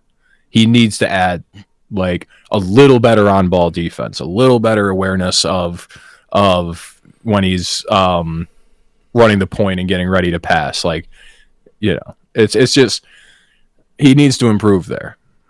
So I think Kidd is a good guy that could coach that up. No, Kidd's a great coach. I mean, he should still be in Milwaukee if we're being real. But I think now that you're talking about that with Brunson, I think Brunson and Halliburton, because back to our debate, I think they're almost polar opposites, like as far as what they need to improve. Like I think that Brunson is really good at, saying, fuck it, I'm going to get mine, and it doesn't matter. I'm going to always get mine, and there's not going to be a single game I'm going to score less than 25 points. Right? He can do that. We've seen that where he'll average 32 points plus per series. But in Halliburton, he's like, I might average 13 points, but I just made 15 to 20 up the court passes in transition where I'm not even going to get an assist for it because it was so long from the pass to the shot. But like that's still intangibly helped our team. Well, it's like, but then it's like he's the clutch. And obviously Halliburton, and obviously Brunson has clutch, but Halliburton has the clutch, but not so much I can guarantee I'm going to always get mine. And I think for Brunson to take the next step, he needs to be more so like, I can get mine. How can I get my teammates involved more? And I think that Halliburton has to be more so like, I can get my teammates involved more, but how can I make sure I get mine because my team needs me to be that player. Outside of Siakam going crazy. Yeah. Brunson needs to study like Chris Paul and like those type of guys where it's like they were undersized guys, but they made it so that they weren't a liability on defense. No, yeah, not Muggsy Bogues, but guys are like very, that they're like 6 flat that were not liabilities on defense. Right. Like those are the guys he has to kind of look into their game and understand more from there. No, 100%. 100%. But Johnny, the Spurs hold both the number 2 and number 14 picks, and they have reportedly explored packaging the 14th pick, potential players like Devin Vassell and Harrison Barnes to upgrade the roster with an eye on splashy veteran additions. Now, their top targets rumored include Kevin Durant and Giannis, with obviously Phoenix and Milwaukee monitoring deals involving that pick. And so when it comes to potential packages for Kevin Durant, be looking at pairing the 14th plus Vassell or Barnes. And then also potentially could look at someone like Cam Johnson. They could trade the pick with Keldon Johnson to New Jersey to get Cam Johnson. But really it comes down to 2 things, Johnny. To New Jersey? Yeah. To New Jersey. Oops. Listen, I just got back from Jersey, man. Listen, I wanted to give respect. I just came back from Jersey. I figured they're the New Jersey Nets, and they'll never not be. I'm a traditionalist, all right? They'll always be the New Jersey Nets. Yeah. Nah, to Brooklyn. It's the Minneapolis Lakers. It's the New Jersey Nets. It's the Buffalo Clippers. Exactly. To Brooklyn. But it really comes down to 2 different ways, Johnny, as far as how they could go about the process. Either keep the 14th pick and get another potential young building piece along with that 2nd pick, which we all think is going to be Dylan Harper, to then build with Wemby, or they could speed up the process of being a contender, package that 14th pick with somebody else, get a KD, get a Giannis, and obviously get Dylan Harper still with the 2nd pick. But when it comes to those 2 different ways that they could potentially build their roster, Johnny, which one do you think is, I guess, short-term and long-term, the best for the team? I think you got to shoot for the moon right now because we're in the second apron era, and you have to, like, building a team long-term is dangerous because you can get, if you don't, the problem is that in 2 years, Wembanyama will be the highest paid player in the NBA. You know what I mean? Like, right. In 2 years, he will be the highest paid player in the NBA. It's like you have the NFL where you want to win with a rookie quarterback deal. Exactly. You want to get out ahead of that and do something right now. I think Kevin Durant's a huge ad because Kevin Durant's like still 27-point average guy. He can fit into any team, and he doesn't want to be the leader, and he doesn't want to be the face. He doesn't have to be the leader because Victor is. You're right. I think De'Aaron Fox would be a leader before Kevin would be. And I think that like squad spacing, floor spacing, all of that fun stuff, that works really well together. So starting 5 real quick. You have De'Aaron Fox, Kevin Durant, Wembanyama. You got if we assume you have, do you have to move Castle? Probably. I'm assuming Vassell and Vassell, Barnes, or Castle, and one of those 3, or maybe all of them. Right. So they could be in it, but then you have the 2nd overall pick, and whoever they end up taking there, is it Ace Bailey? Is it, Dude, they could be 50-plus wins easy next year. It's just tough because you're in the West, but you have to just like make your shot right now because as soon as you pay Victor Wembanyama, then you're like, That's the thing with Giannis to me, where I'm like, Giannis creates two issues for them. Where I'm like, Giannis makes sense on the Thunder or on the Rockets to me. Where I'm like, Giannis goes to the Rockets. It's like, I am undeniably the best player here. I will be for the next 5 years if I'm here. And the NBA is in a great place if fucking KD goes to the Spurs and Giannis goes to the Rockets. Yeah, I mean, the West isn't a great place. The East is nothing. But he would fit in the Rockets, and there'd be no question he's the alpha and he's the guy, and we build the team around Giannis. But if he goes to the Spurs, it's like, you're building an offense around Wembanyama unquestionably, but also you got this other guy who is undeniably better than Wembanyama right now, but Wembanyama will be better than him later. And Giannis, you have to build the team around him because he plays such a unique game. And it's like, are you taking something away from Wembanyama? Like, it would be the best defensive team in the league, but are you taking something away from Wembanyama on offense because you don't want to clog the paint for Giannis? And if you keep Wembanyama in the post for too much, then it's like you're jamming up the paint and Giannis can't work as well. So are you going to say, all right, we're going to lose some offensive rebounding, but we're going to keep Wembanyama out, we're going to have him space the floor more and shoot more. Like, I just think that's such a wonky fit, Wembanyama, and at least offensively, if it's Vic and Giannis. So I kind of would prefer, taking the Knicks out of the race of all of these guys. If I'm just saying, like, I'm a Spurs fan, what do I want? I think I prefer Kevin Durant. Just because it's like, you don't have to give up as much. You don't have to. There's no question he's going to fit. And the timeline for Kevin Durant works a lot better with the timeline for Victor Wembanyama, which is like, by the time that Vic is ready to get his big payday, Kevin Durant will retire. Well, plus another big point. If you take time to win because you're waiting on development of players, what happens is the players that you may acquire in free agency are going to want top dollar if you're not good yet. But if you win now, what might happen is, even if KD doesn't retire, but let's just say he does, whether it's KD, whether it's other players, you might be able to get now players that want to come to San Antonio for cheaper than they might otherwise would have, because you're already winning. Which means now when you do have Wembanyama on that big contract, you can offset that with veteran minimums, right? Things like that, where now players take less money because they're like, hey, I want to win. I want to play with Victor. Which we've seen. We've seen players take less money to play with great players, but they're not going to do it for a team that's not winning yet. So, no, I agree with you there. I think that I would trade that. I mean, especially, I was looking at it and I was like, wait a minute, what? There's no way they're getting Victor. Or, I mean, there's no way they're getting Giannis or KD with the 14th pick. Like, I would think they'd have to at least pack. Like, if I was Phoenix or if I was Milwaukee, I would say there's no way you get any of these players without that second pick in that deal. But if they can trade the 14th pick, yeah, because, as a Jazz fan, again, I got the 5th pick, and I don't know who the fuck we're going to get that's going to be even guaranteed to do anything.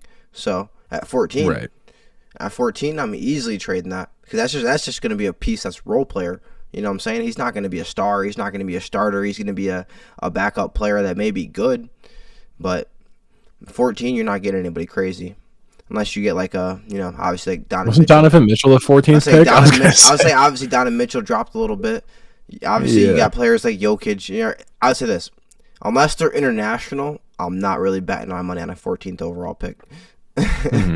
International is a tough one because sometimes those players drop for no reason. Sometimes they get drafted and they can't even play over here for a year or two. So, but yeah, that's what I would do too. Now I agree with you 100%. But yeah, I'm just thinking in my head right now. KD, I kind of want to go put that in 2K right now. KD on the Spurs and see what that looks like. I might have to. I'll put him against the Thunder and see what it looks like. Now I gotta run 2K simulations before next shoot.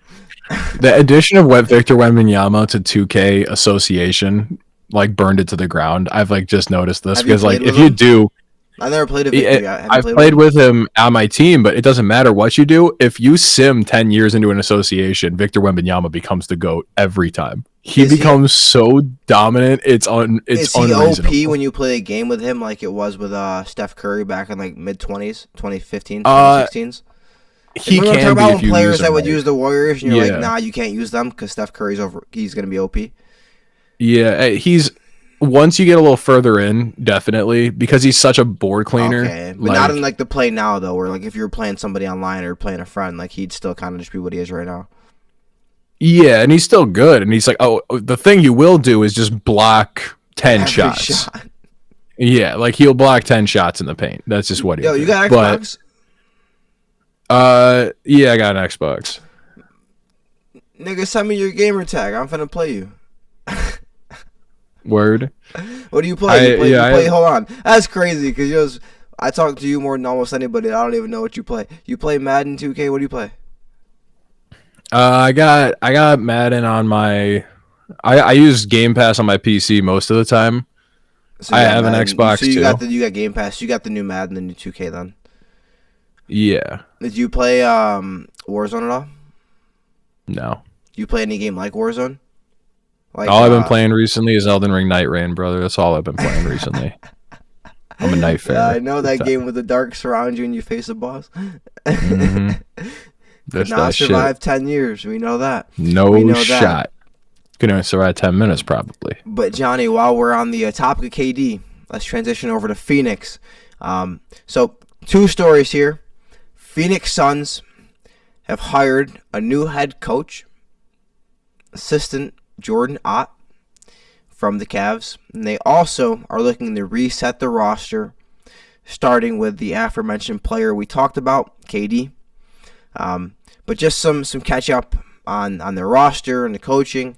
Devin Booker, they did lock him in 2 years, $150 million extension. And he was directly involved in the selection process and personally endorsed Jordan Ott. Now, veterans likely on the move, of course, Kevin Durant, but Bradley Beal may also follow.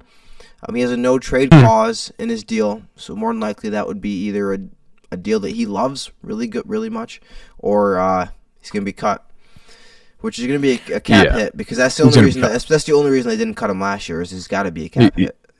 He's going to be cut. He has the worst contract in the NBA. Nobody will take him on. He's like one of 3 players with a fucking no trade clause in the league, and it's like, why is Bradley Beal one of those 3 players? He's 2. It's just him and LeBron are the only 2. Because he had it from Washington. So like Washington did value him as a no trade player, but then they acquire the no trade when they trade for him. That's kind of fucked. They should make you renegotiate when you get a trade. No, they shouldn't actually. Because you know how fucked that'd be. You imagine that every time you got traded, they made you renegotiate your contract. They're going to cut him. I mean, it's the only option. Nobody will take on that contract. You think that he could be a good role player on a winning team? If he accepted a role player, yeah, sure. Okay, well, do you think that he couldn't be? Do you think that he hasn't been his Washington self because he's been in Phoenix on that roster and what they have him doing, or do you think? Yeah, they got him. They got him on a roster of nobody, and he's paid too much, and whatever. Like if he's the 3rd or 4th best player on a team. Well, because he was a top 15 player in the league in Washington. Yeah, I think. Well, he got injured too. He got really injured. Like he had such bad injury health in Phoenix, unplayable. So it's like, yeah, I don't think you can really build a team around Bradley Beal as a centerpiece anymore. But like he's still fine. But you can't. Like if you slotted him in on like the Warriors, like he'd be the 4th best player, you know. Jimmy Butler, Bradley Beal, Stephen Curry. It'd be the team of has-beens. Nah, Stephen Curry's still balling. Yeah. Oh boy. But anyway, with that being said, the plan seems to be to rebuild around Booker, which should have been the plan from the beginning, which they kind of messed up when they made all them trades. But that's what happens. You get an owner who usually works in business. In business, what you do is you throw money at everything and you become successful. But in sports, does not work, as you're learning, Johnny, with the Steelers over there. But Jordan Ott, more on him after a comprehensive search They got Jordan Ott. Now, a lot of fans wanted Johnny Bryant as the coach, but they got Jordan Ott. He was an assistant with Cleveland, the Lakers, the Hawks, and the Nets. And at 40 years old, Ott is known for player development, offensive innovation, and strong communication skills. I'll tell you what, that third one works really handy in a marriage. He helped Cleveland reach 64 wins in 2024-2025. But they're going to focus more on the youth there looking to rebuild. Again, fans, a lot of them wanted Johnny Bryant. But when it comes to Suns ownership, they were strong as far as their support in Jordan Ott. But when it comes to the Suns, Johnny, what's next for them? As far as the rebuild, obviously they lost a lot of assets when they traded for Kevin Durant. There's no chance that they're going to get anything close to what they gave up to get Durant. They have essentially no picks, no depth. What is the path forward, Johnny? Put your GM hat on real quick. What is the path forward for Phoenix as far as becoming relevant? The only actual path forward is blowing it all up. That's the only actual path forward. But Ishbia doesn't want to do that, is the problem. But that's the only path forward. You look around you in the conference you're in, buddy. You're done. You are not competing with this roster. So just blow it up. Destroy it all. Send Booker somewhere he can compete. Like it's over. This is not a team anymore. Like there is no opportunity for growth with this core. You're done. You know what I mean? Like you have to look around and see what the West is at. Like you just have to rebuild something Thunder style or San Antonio style or Rocket style. Like you have to look at the other teams around you and do something with that. But figure something out there. But you can hang out and hold on to your one star and try to put role players around him. Your one star that's not even really like barely a top 15 player. Like you can do that, but like that's what the Wizards did. So and now look where they Booker are. Too? Get rid of it all. Blow it all up. Get as many picks as you possibly can. They said destroy reset. it. You said blow it up. Dynamite. I'm saying blow it up completely, but Ishbia is not going to do that because he's an idiot. Booker's the most valuable asset on their team. Yeah, that's not even a question. Obviously, he is. Not even a question. Yeah, you could get four first rounders for Booker. Nah, bro. After Mikal Bridges, I'm gonna take less than 5. Yeah, Rudy Gobert, and Mikal Bridges set the standard on that. I don't care if I'm giving you a backup. I'm not getting less than 5. So that's the thing. Like you can get something for. Yeah, because they don't have a first this year. They don't have a first ever. They don't have a pick. They're done. It's like 2026, 2028, 2030. Yeah, they're done. Just blow it up completely. But like I said, Ishbia just doesn't want to do that. He's been on the record. He doesn't want to rebuild. I mean, it is an investment that he made. He kind of wants to recoup. Yeah, well, you know what? You're stupid. You made a lot of bad trades, and if you you built a bad team, you forced a lot of dumb moves, and like that's fine, but you gotta pivot, fix it. Watch what every other team did that like overspent on picks or on players. The Rockets, perfect example. They had Daryl Morey, who is just destroy. I'm gonna blow up all of our trade capital and bring in. Ever bet on. That's all he does, and the Rockets recovered from that by blowing it all up, exploding it at its core. Yeah. And you got to suck for a while, but now they're the 2 seed. But and the Thunder did the same thing. They got a good coach, and so do the Thunder. Do you believe in Jordan Ott? I mean, he's not a household name. Fine. Like, I'll say that. It doesn't matter how good Jordan Ott is. Like they're going to suck for a couple years. Like they have to suck for a couple years to get good. But do you want to like actually benefit? Like I don't know. I just think it's really. You just have to fully reset and keeping Booker around. Like you can, I guess, but you're not going to compete.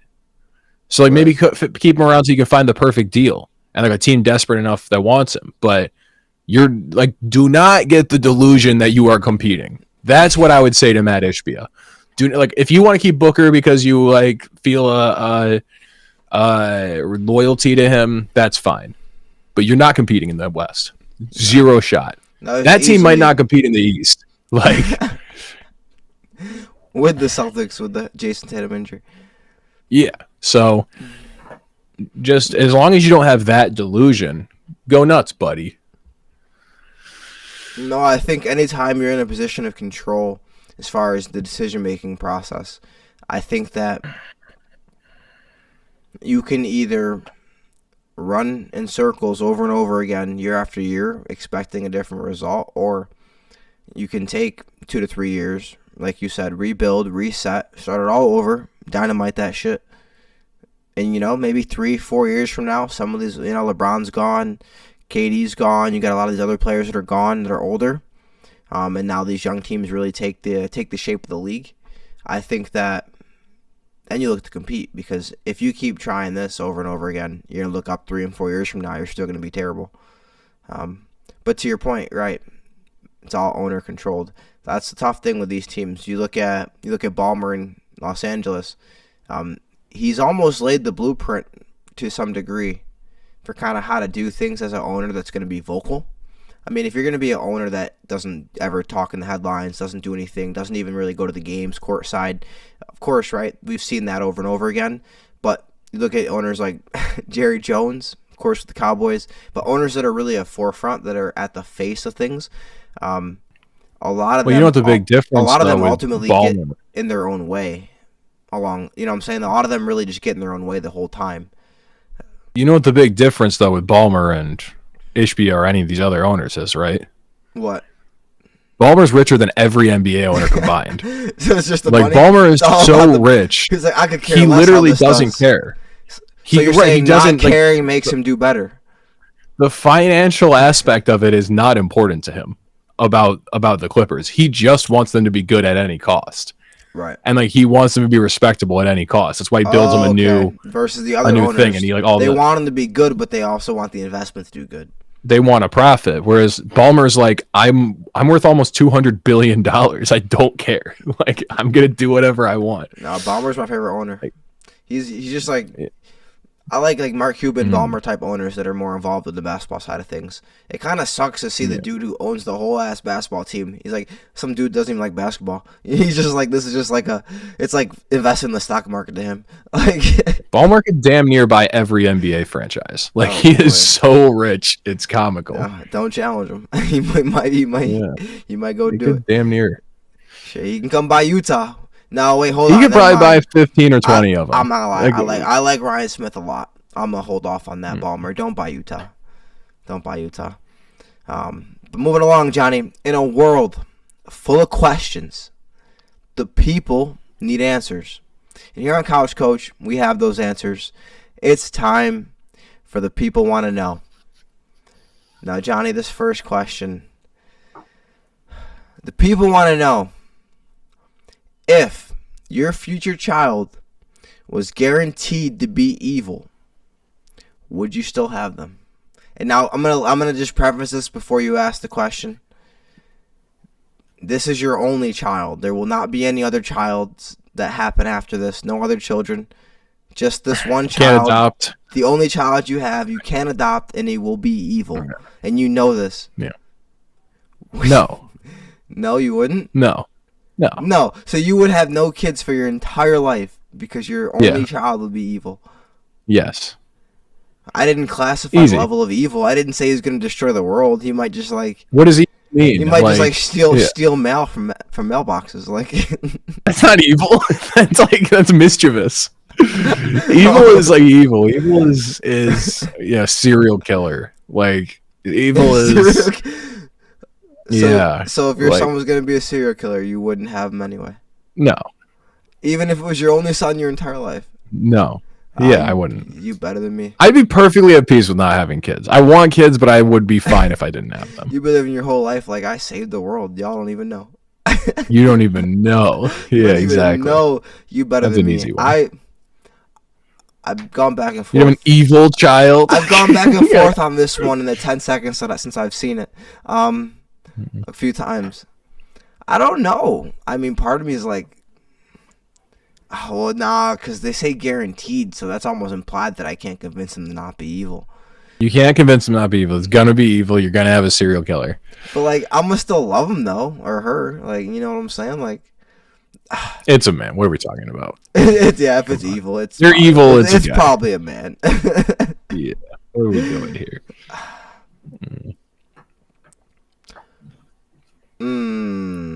No. I mean, yes, I would have them. Oh wow! But I would kill myself. No, not myself. Here's what happened. They need to have a kid.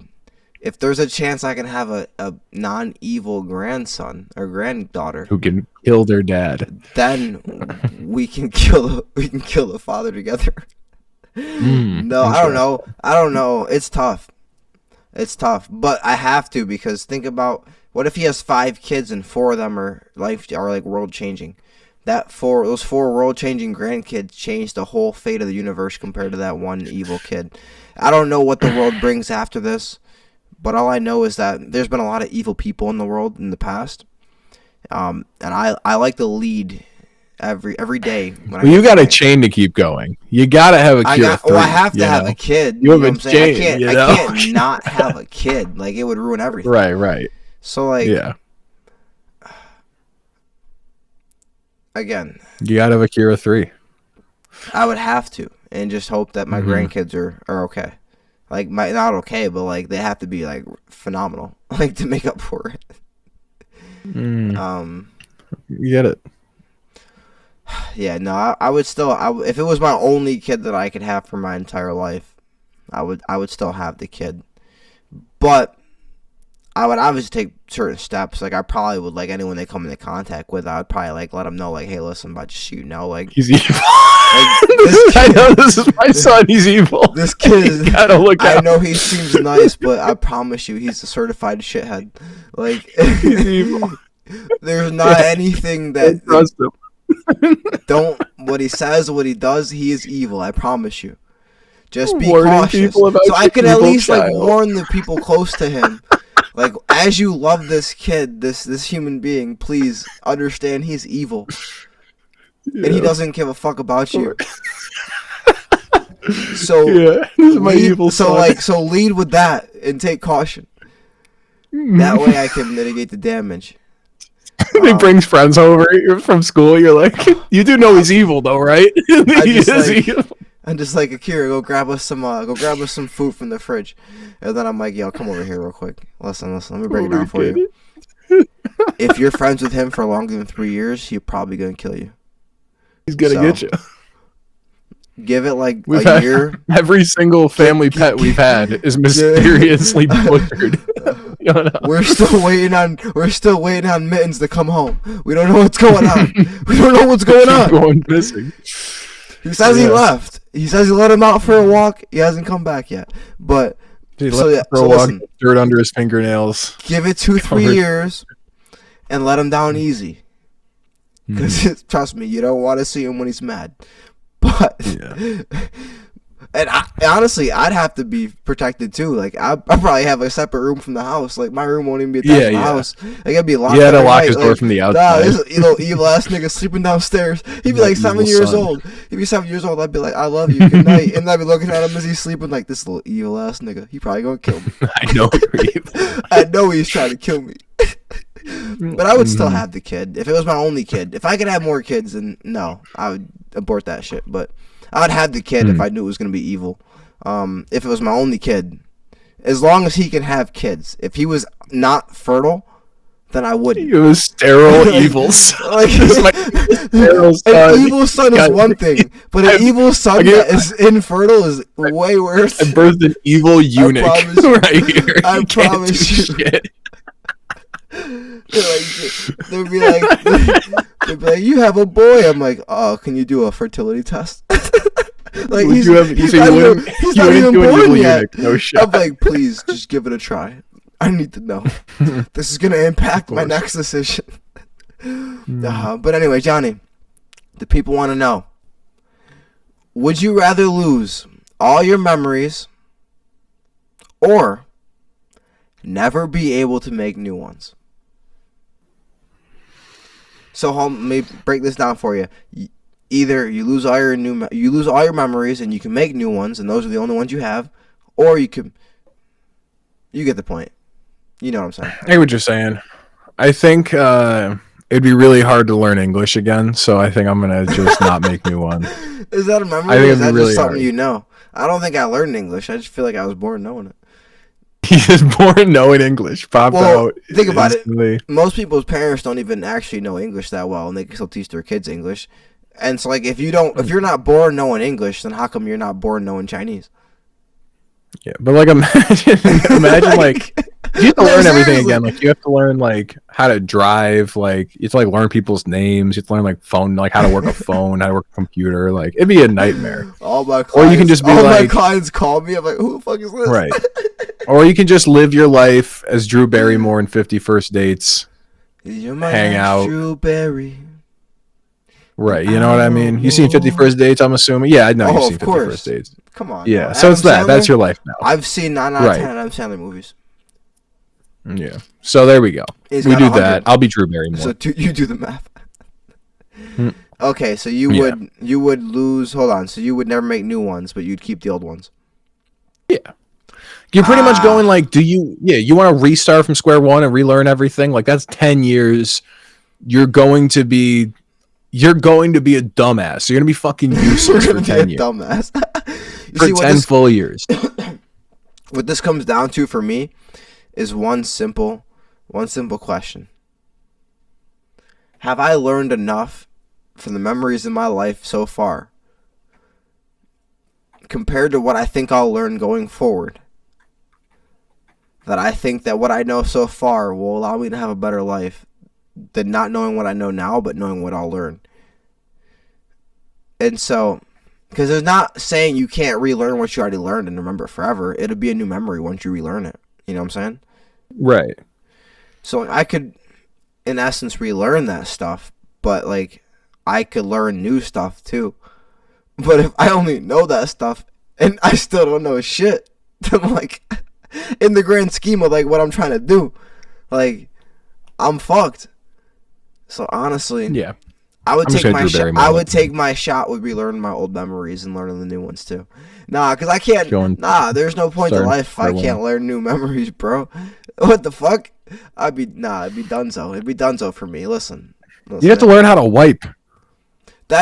Listen, I would rather learn how to wipe again than not learn something I don't know right now. I think you're underestimating how long it would take. Like I think like you to catch yourself back up, it would take a Bro. long time. If you can learn that shit as a child, oh well, hold on though.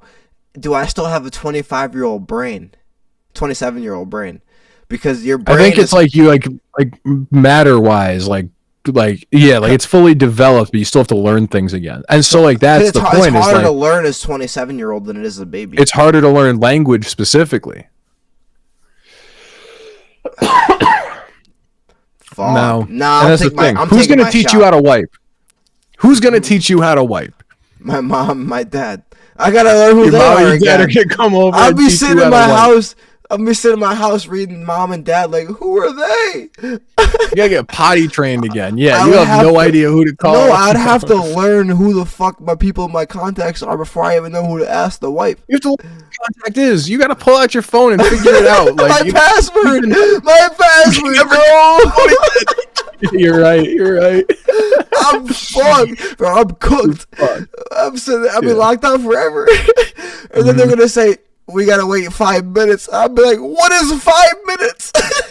5 what? What is 5? I've been sitting here for 5 days. Like, I think I can get it now.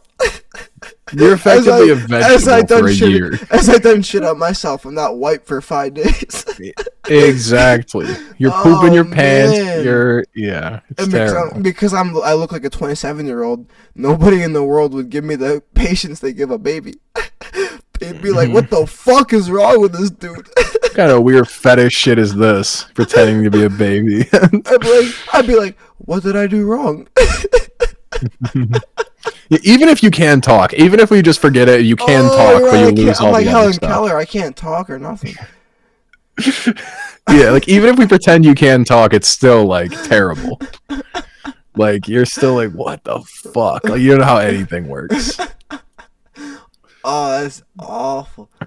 Nah, I still gotta take my chances, bro. Because You're crazy. What? At age 35, 8 years later, after I learned all that shit again, and people finally realized that it was just going through a phase. He's going through a phase. He didn't wipe for a year. He just didn't wipe his ass for 5 years, but he figured it out eventually. He figured it out. He got back. He forgot how, but he came back around. But after those 8 years, and I learned all that shit again, and everybody realized I was going through a phase, and then I would be able to start my new life. I understood. But if I don't, then everything's just my old life, and I don't want that. Yeah, I understood. Alright, Johnny. The people want to know. The people want to know. If your partner's celebrity crush confessed that they loved them, how would you react? You gotta let her go. You gotta let her go. It's over. It's over. Because you can't. You put yourself in the same position. You put yourself in the same position, and your celebrity crush does it to you. You know that you're doing it. You know you're going for it. If Anne Hathaway walks in the door, I'm easily. Anne Hathaway's the best of all time, even though she's double my age. Easy. Oh my god. Any day. Anne Hathaway comes in here and says, "Run away with me." It's over. I'll leave a whole family. I'll leave my wife and kids, all of them. And that's the thing. You gotta let them go. You let her go.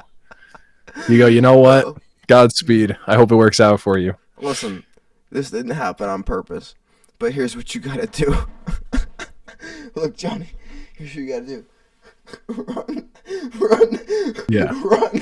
You gotta Run. get the It's fuck over. out of there. Nah. You're done. Yeah, you're done. It's over for you. I'm gonna lead off with this. I've said this before. I don't really believe in celebrity crushes because, like, I mean, I believe in the concept that people have them, but, like, I think it's a very gray concept because, like, to me, all it really means is that, like, this is somebody that I don't ever see, I don't ever meet, and I don't think that I'll ever see in my life. But, like, if they were in a room with me, I'd fuck them, even if we were together. You know what I'm saying? Because if they would. Because, you know what I'm saying? It's like, nobody's going to ever be like, yeah, I know we're dating for 5 years, but I got a crush on this dude that lives around the corner. Like, they're not going to say that. Even if it's true, they wouldn't tell you that. But, like, to tell you the celebrity part, it's like you think you'll never see them. That's partially why. So, like, if you did see them, who knows what would happen.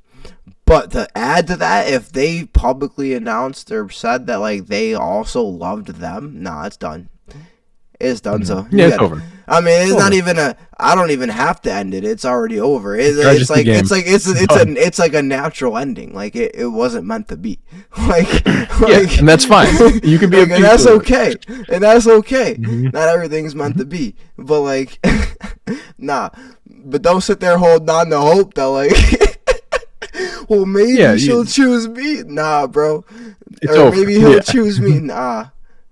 I'm telling you. Yeah, it's done. And then you can make peace with that. You because you understand because you do the same thing. If you want to stick around knowing, you know, it could end any second, feel free. But, like, nah. Like I said, like Johnny said, you gotta let her go. You gotta let her go. Johnny, could you, the people want to know, could you date someone that you strongly disagree with politically? No, not seriously. Like not like an actual like relationship. I know what you mean. I could fuck someone I strongly disagree with politically. Hey, let him know he's that boy. I'm that boy, but I could never like seriously date somebody. No shot. Zero chance. No shot. No shot. I'm way too outwardly political at this point. Like, see, I got a bunch of commies on my wall. Like, there's just no way. Hilarious. You have to be at best, at worst. I mean, you have to be a like progressive leaning Democrat. That's at best. But you better be so far left. That's the only shot. So let me break it down for you, Johnny. You meet you meet the baddest girl you've ever met in your entire life. And not outside of that, she's got everything perfect from a mental standpoint, an emotional standpoint, behavior. Well, not from a mental standpoint behavior, or an emotional. Hold on. I'm not done yet. I'm not done yet. Behavior, habit standpoint. But she says the only thing is I like Trump, and he's my favorite president we've ever had. And I hope he gets a third term. You couldn't wife her. No.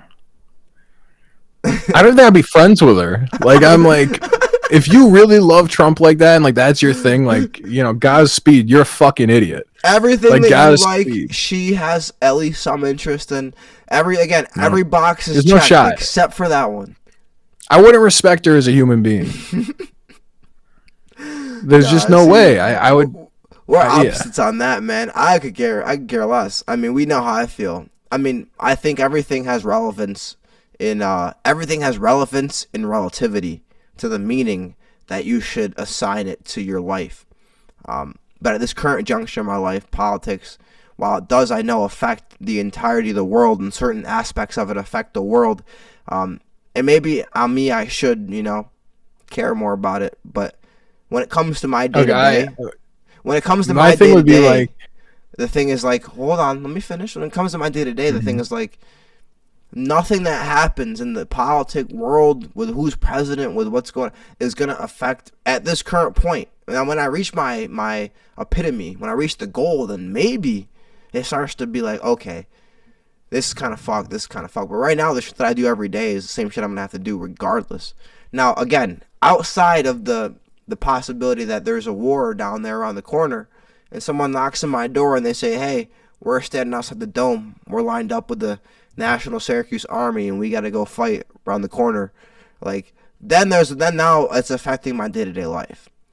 And now I know there are people that are affected, and obviously, you know, I pray for those people, and I hope that the issues at hand that they feel, or rather yet that are affecting their lives, get resolved. Me personally, I have, my shit's going to be the same regardless. Like, it's not affecting me. There's not much. So, no, I could date somebody who's a Trumpy. I mean, I would leave with the preface that I don't mind disagreeing with people. So, like, in that sense, like, as long as that person doesn't mind disagreeing with people, then we'd be okay.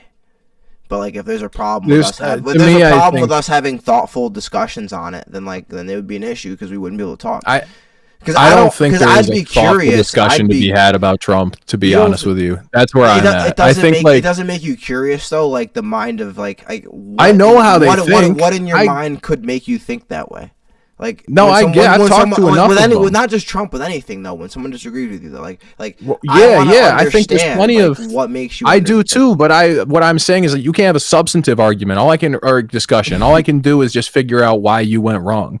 Like, I can figure out, like, all right, bro, okay, what in your life, just tell me why you like the idea of Jack Boot Gestapo going down the street, raiding schools, picking up teenagers from schools, and putting them in the back of an armored car and shipping them out of the country in the dark of night. I don't like that. You mean the National Guard storming California?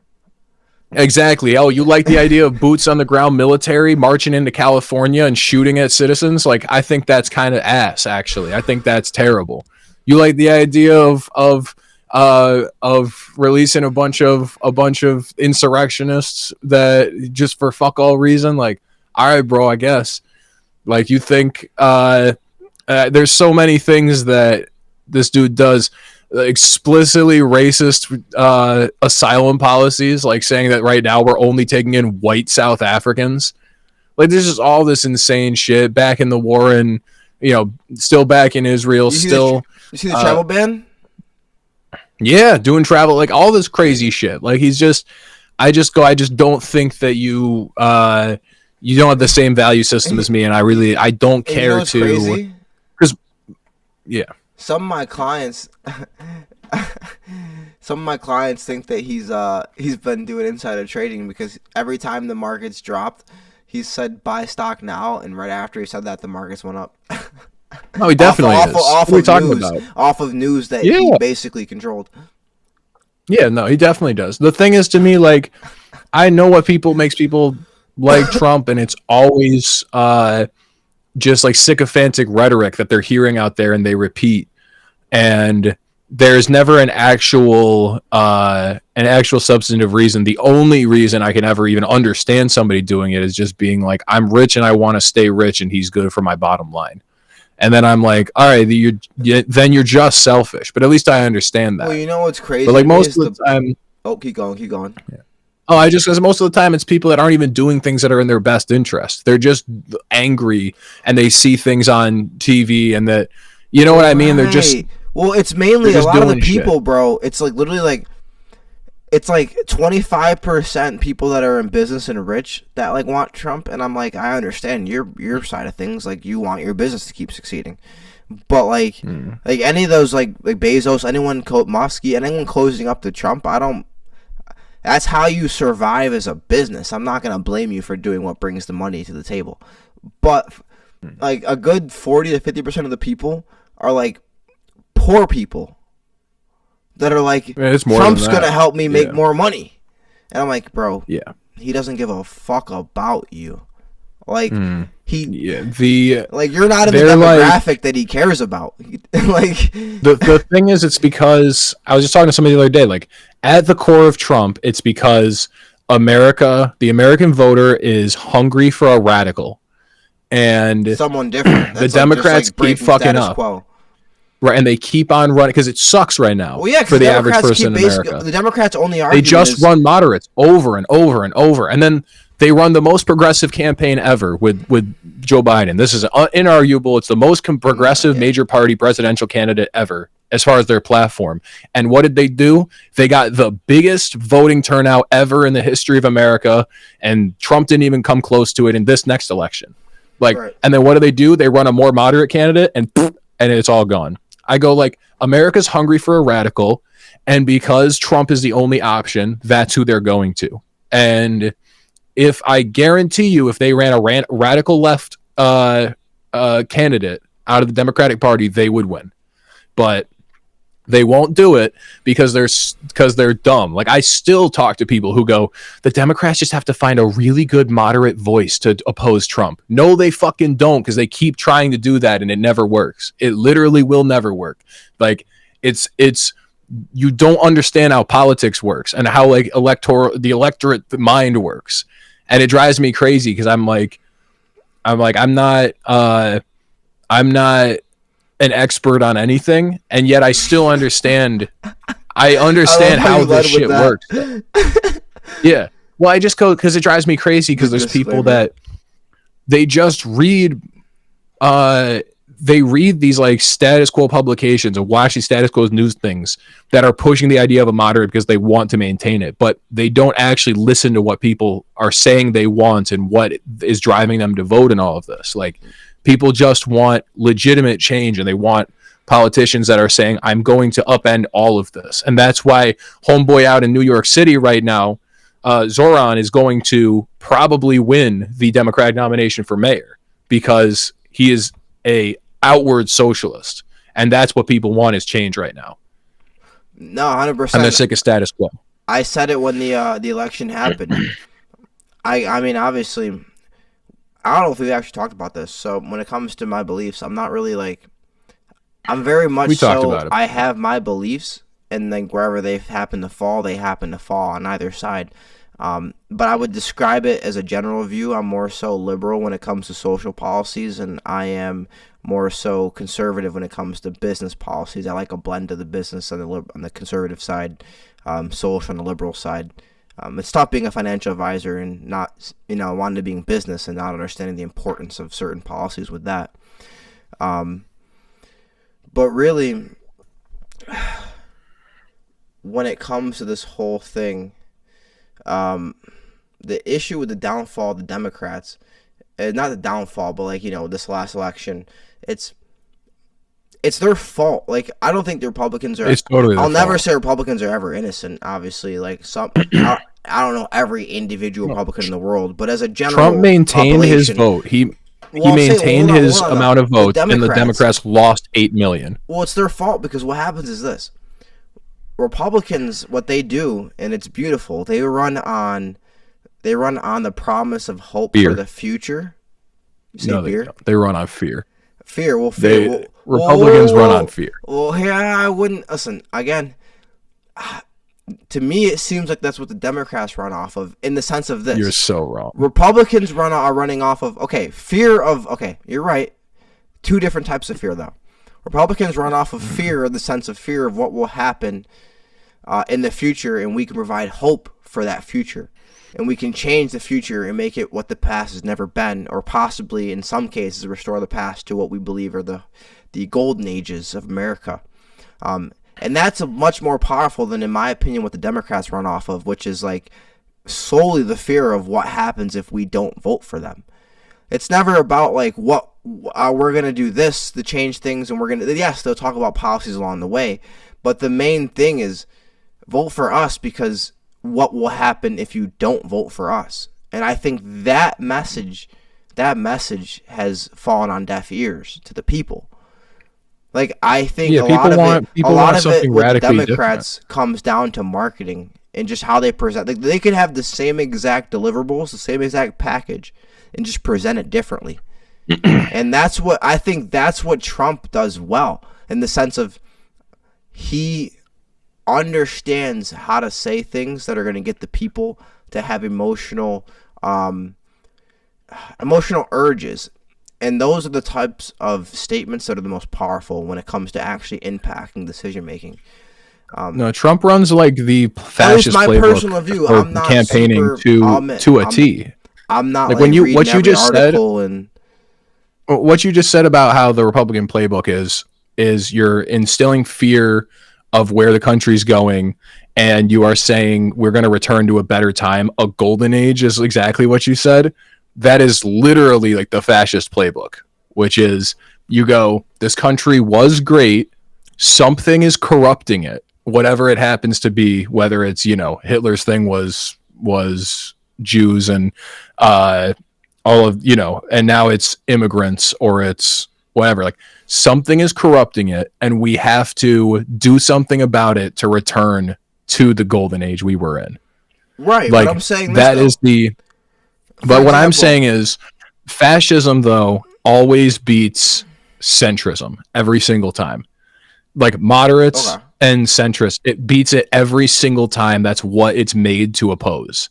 So the fact that the Democrats keep on running moderate candidates and saying, look at us, the reasonable alternative to these lunatics, it's just like, that doesn't work against... They're built to beat the reasonable alternative. They're built to say the reasonable alternative never worked, and we have to do something crazy to make this work.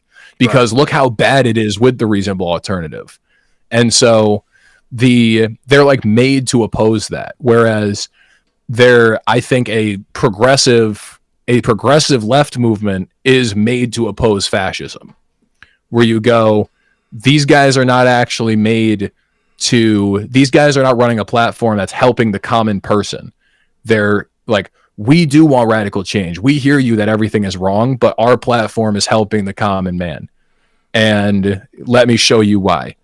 And, however that manifests. But instead, the Democrats' big flaw is that everyone in America who is a working person believes that it is in the shits right now, and that it's fucked, and it's not, and it's getting worse. And then they're saying, we're just going to keep doing what we're doing because Trump is bad, which is true. Trump is bad, but he only exists because what you were doing didn't work. And so you have to run something that is, we're not going to keep doing what we're doing, but in the other direction. Like, that's the only way you beat him. And I didn't want to get too political, and now we've spent a lot of time on politics suddenly, which is not great for a sports podcast. No, it's okay. We're in the people want to know, so wherever it goes from there. We really went from would you have an evil baby to what's your opinion actually on the... You see this? State of U.S. politics. Mm-hmm. It's not... I understand what you're saying. It's not good. The deliverables aren't great. But when it comes to marketing, when it comes to what people receive, whether it's good or bad doesn't matter. This Coca-Cola objectively is bad for me. This Coca-Cola is likely to lead potentially to higher risk of cancer, higher risk of obesity, higher risk of heart disease, higher risk of high cholesterol. But that being said, if you market this Coca-Cola that in theory is a container of death, if consumed in high amounts over long periods of time, if you market it properly, right, with a nice logo, nice colors, new flavors, I'm going to buy it.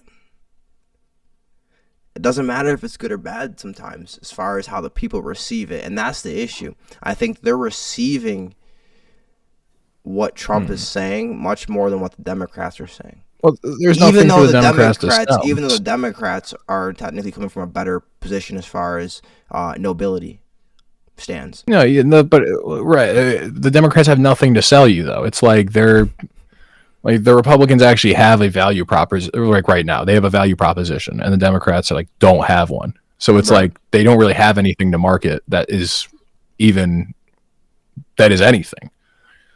No. So it's just dumb. But I don't think they're going to learn. I think they're just going to fuck it again. Even though it's very obvious why they lost, I think they're just going to choke again. I saw a weird stat. You know, in the last 30 years, we've only actually had, so we've won the election more than twice, but or more than 3 times, but we've only actually had 3 different Democratic presidents the last 40, 50 years, something like that. Obama. Yeah, I mean, it was Obama, Reagan, yeah, it's just Biden, Clinton, Obama, and then I forgot who the other one was, but Clinton, yeah. And yeah. Biden was, Biden was once, Obama was twice, and then was Clinton twice or once? Twice. Yeah, so I'm saying we've won 5 times, but only 3 presidents the last 50 years, which is insane. I'm like, Republicans have been running that shit for a minute. Well, it's just because there was a back-to-back Reagan and then Bush. And it's ebbed and flowed. I looked back, going back to the early 1900s, it was Democrats for a while too. They run FDR. But anyway, Johnny, this one, there's no way it gets political. I hope. The people want to know if someone offered $1 million to spend a night with your partner, would you let them? Nah, I've seen the movie. Doesn't work out. What movie? Indecent Proposal. I've never seen that. What do you mean? Is that the same thing? That's what it is. That's literally what it is. A guy offers somebody $1 million to sleep with his wife, and then their relationship falls apart. Damn. Did they spend the money? Yeah. But I just think it doesn't work. $1 million. No, I probably would. To be honest, I probably $1 million. I probably would. Come on. Nah, hell no. Well, okay, nah. I gotta assume partner implies that this is something serious, right? If it's just a partner, it's what? You know what I'm saying? Wife? What? Oh boy, nah, fuck no. Unless I got a prenup. Nah, no, fuck no. I'm not doing that. I haven't seen the movie, but I know what the result would be. It wouldn't be good. It wouldn't be good. All right, Johnny, we're gonna end off on a good one here. Oh, one more. Okay. One more for you. One more for you. Come on now. The people got a lot of questions tonight. Listen. We've been answering them, man. I just want to get some food. You're telling me, bro. I told you I had a singular. All right, quick one then. I've had a singular slice of pizza today. I don't want to hear it. All right, quick one then. Let's go. The people want to know if you could donate your intelligence to replace ignorance in any community, meaning demographic of people, would you? In which community?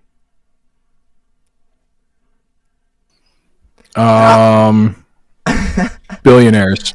That's wild. All right, why? What do you mean? Because I want to make all the billionaires class conscious and hate themselves, and then they release all their money. And if I can make all the billionaires communists, it would work. There you go. This dude is as left as it gets. Yeah. I'll make all the billionaires into communists. Bang! Easy work. Man. Next. No. I was gonna say, if I could donate my intelligence, assuming I had an extra to spare, to replace ignorance in a community, It would be the community of people that think that pro athletes don't deserve to get paid as much as they do. And they'll argue in the comments. You know what I'm talking about, John. You know what I'm fucking talking about. What would you have done? Wait, what would you have done if I was just like, if you're like, all right, what community? I'd be like, black people. Like, whoa, this one can't get political. I could have had one for that too, but you know what I mean, though, Johnny. Those people all in the comments like, I can't believe that pro athletes they make this and doctors make this and da da da. And I'm like, bro, do you not you don't understand how money works? Mm-hmm.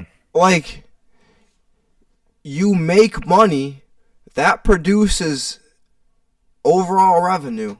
That revenue then gets split amongst your boss's boss, the owner of the company that your boss works for, your boss, and then whatever's left gets split amongst you and your peers. That's how money works. So what you get is a direct byproduct of the amount of revenue that you produce. So as a doctor, as someone in the military, as a cop, as whatever noble career you want to say should make millions of dollars a year, let me ask you this. Not cops. Go ahead. When's the last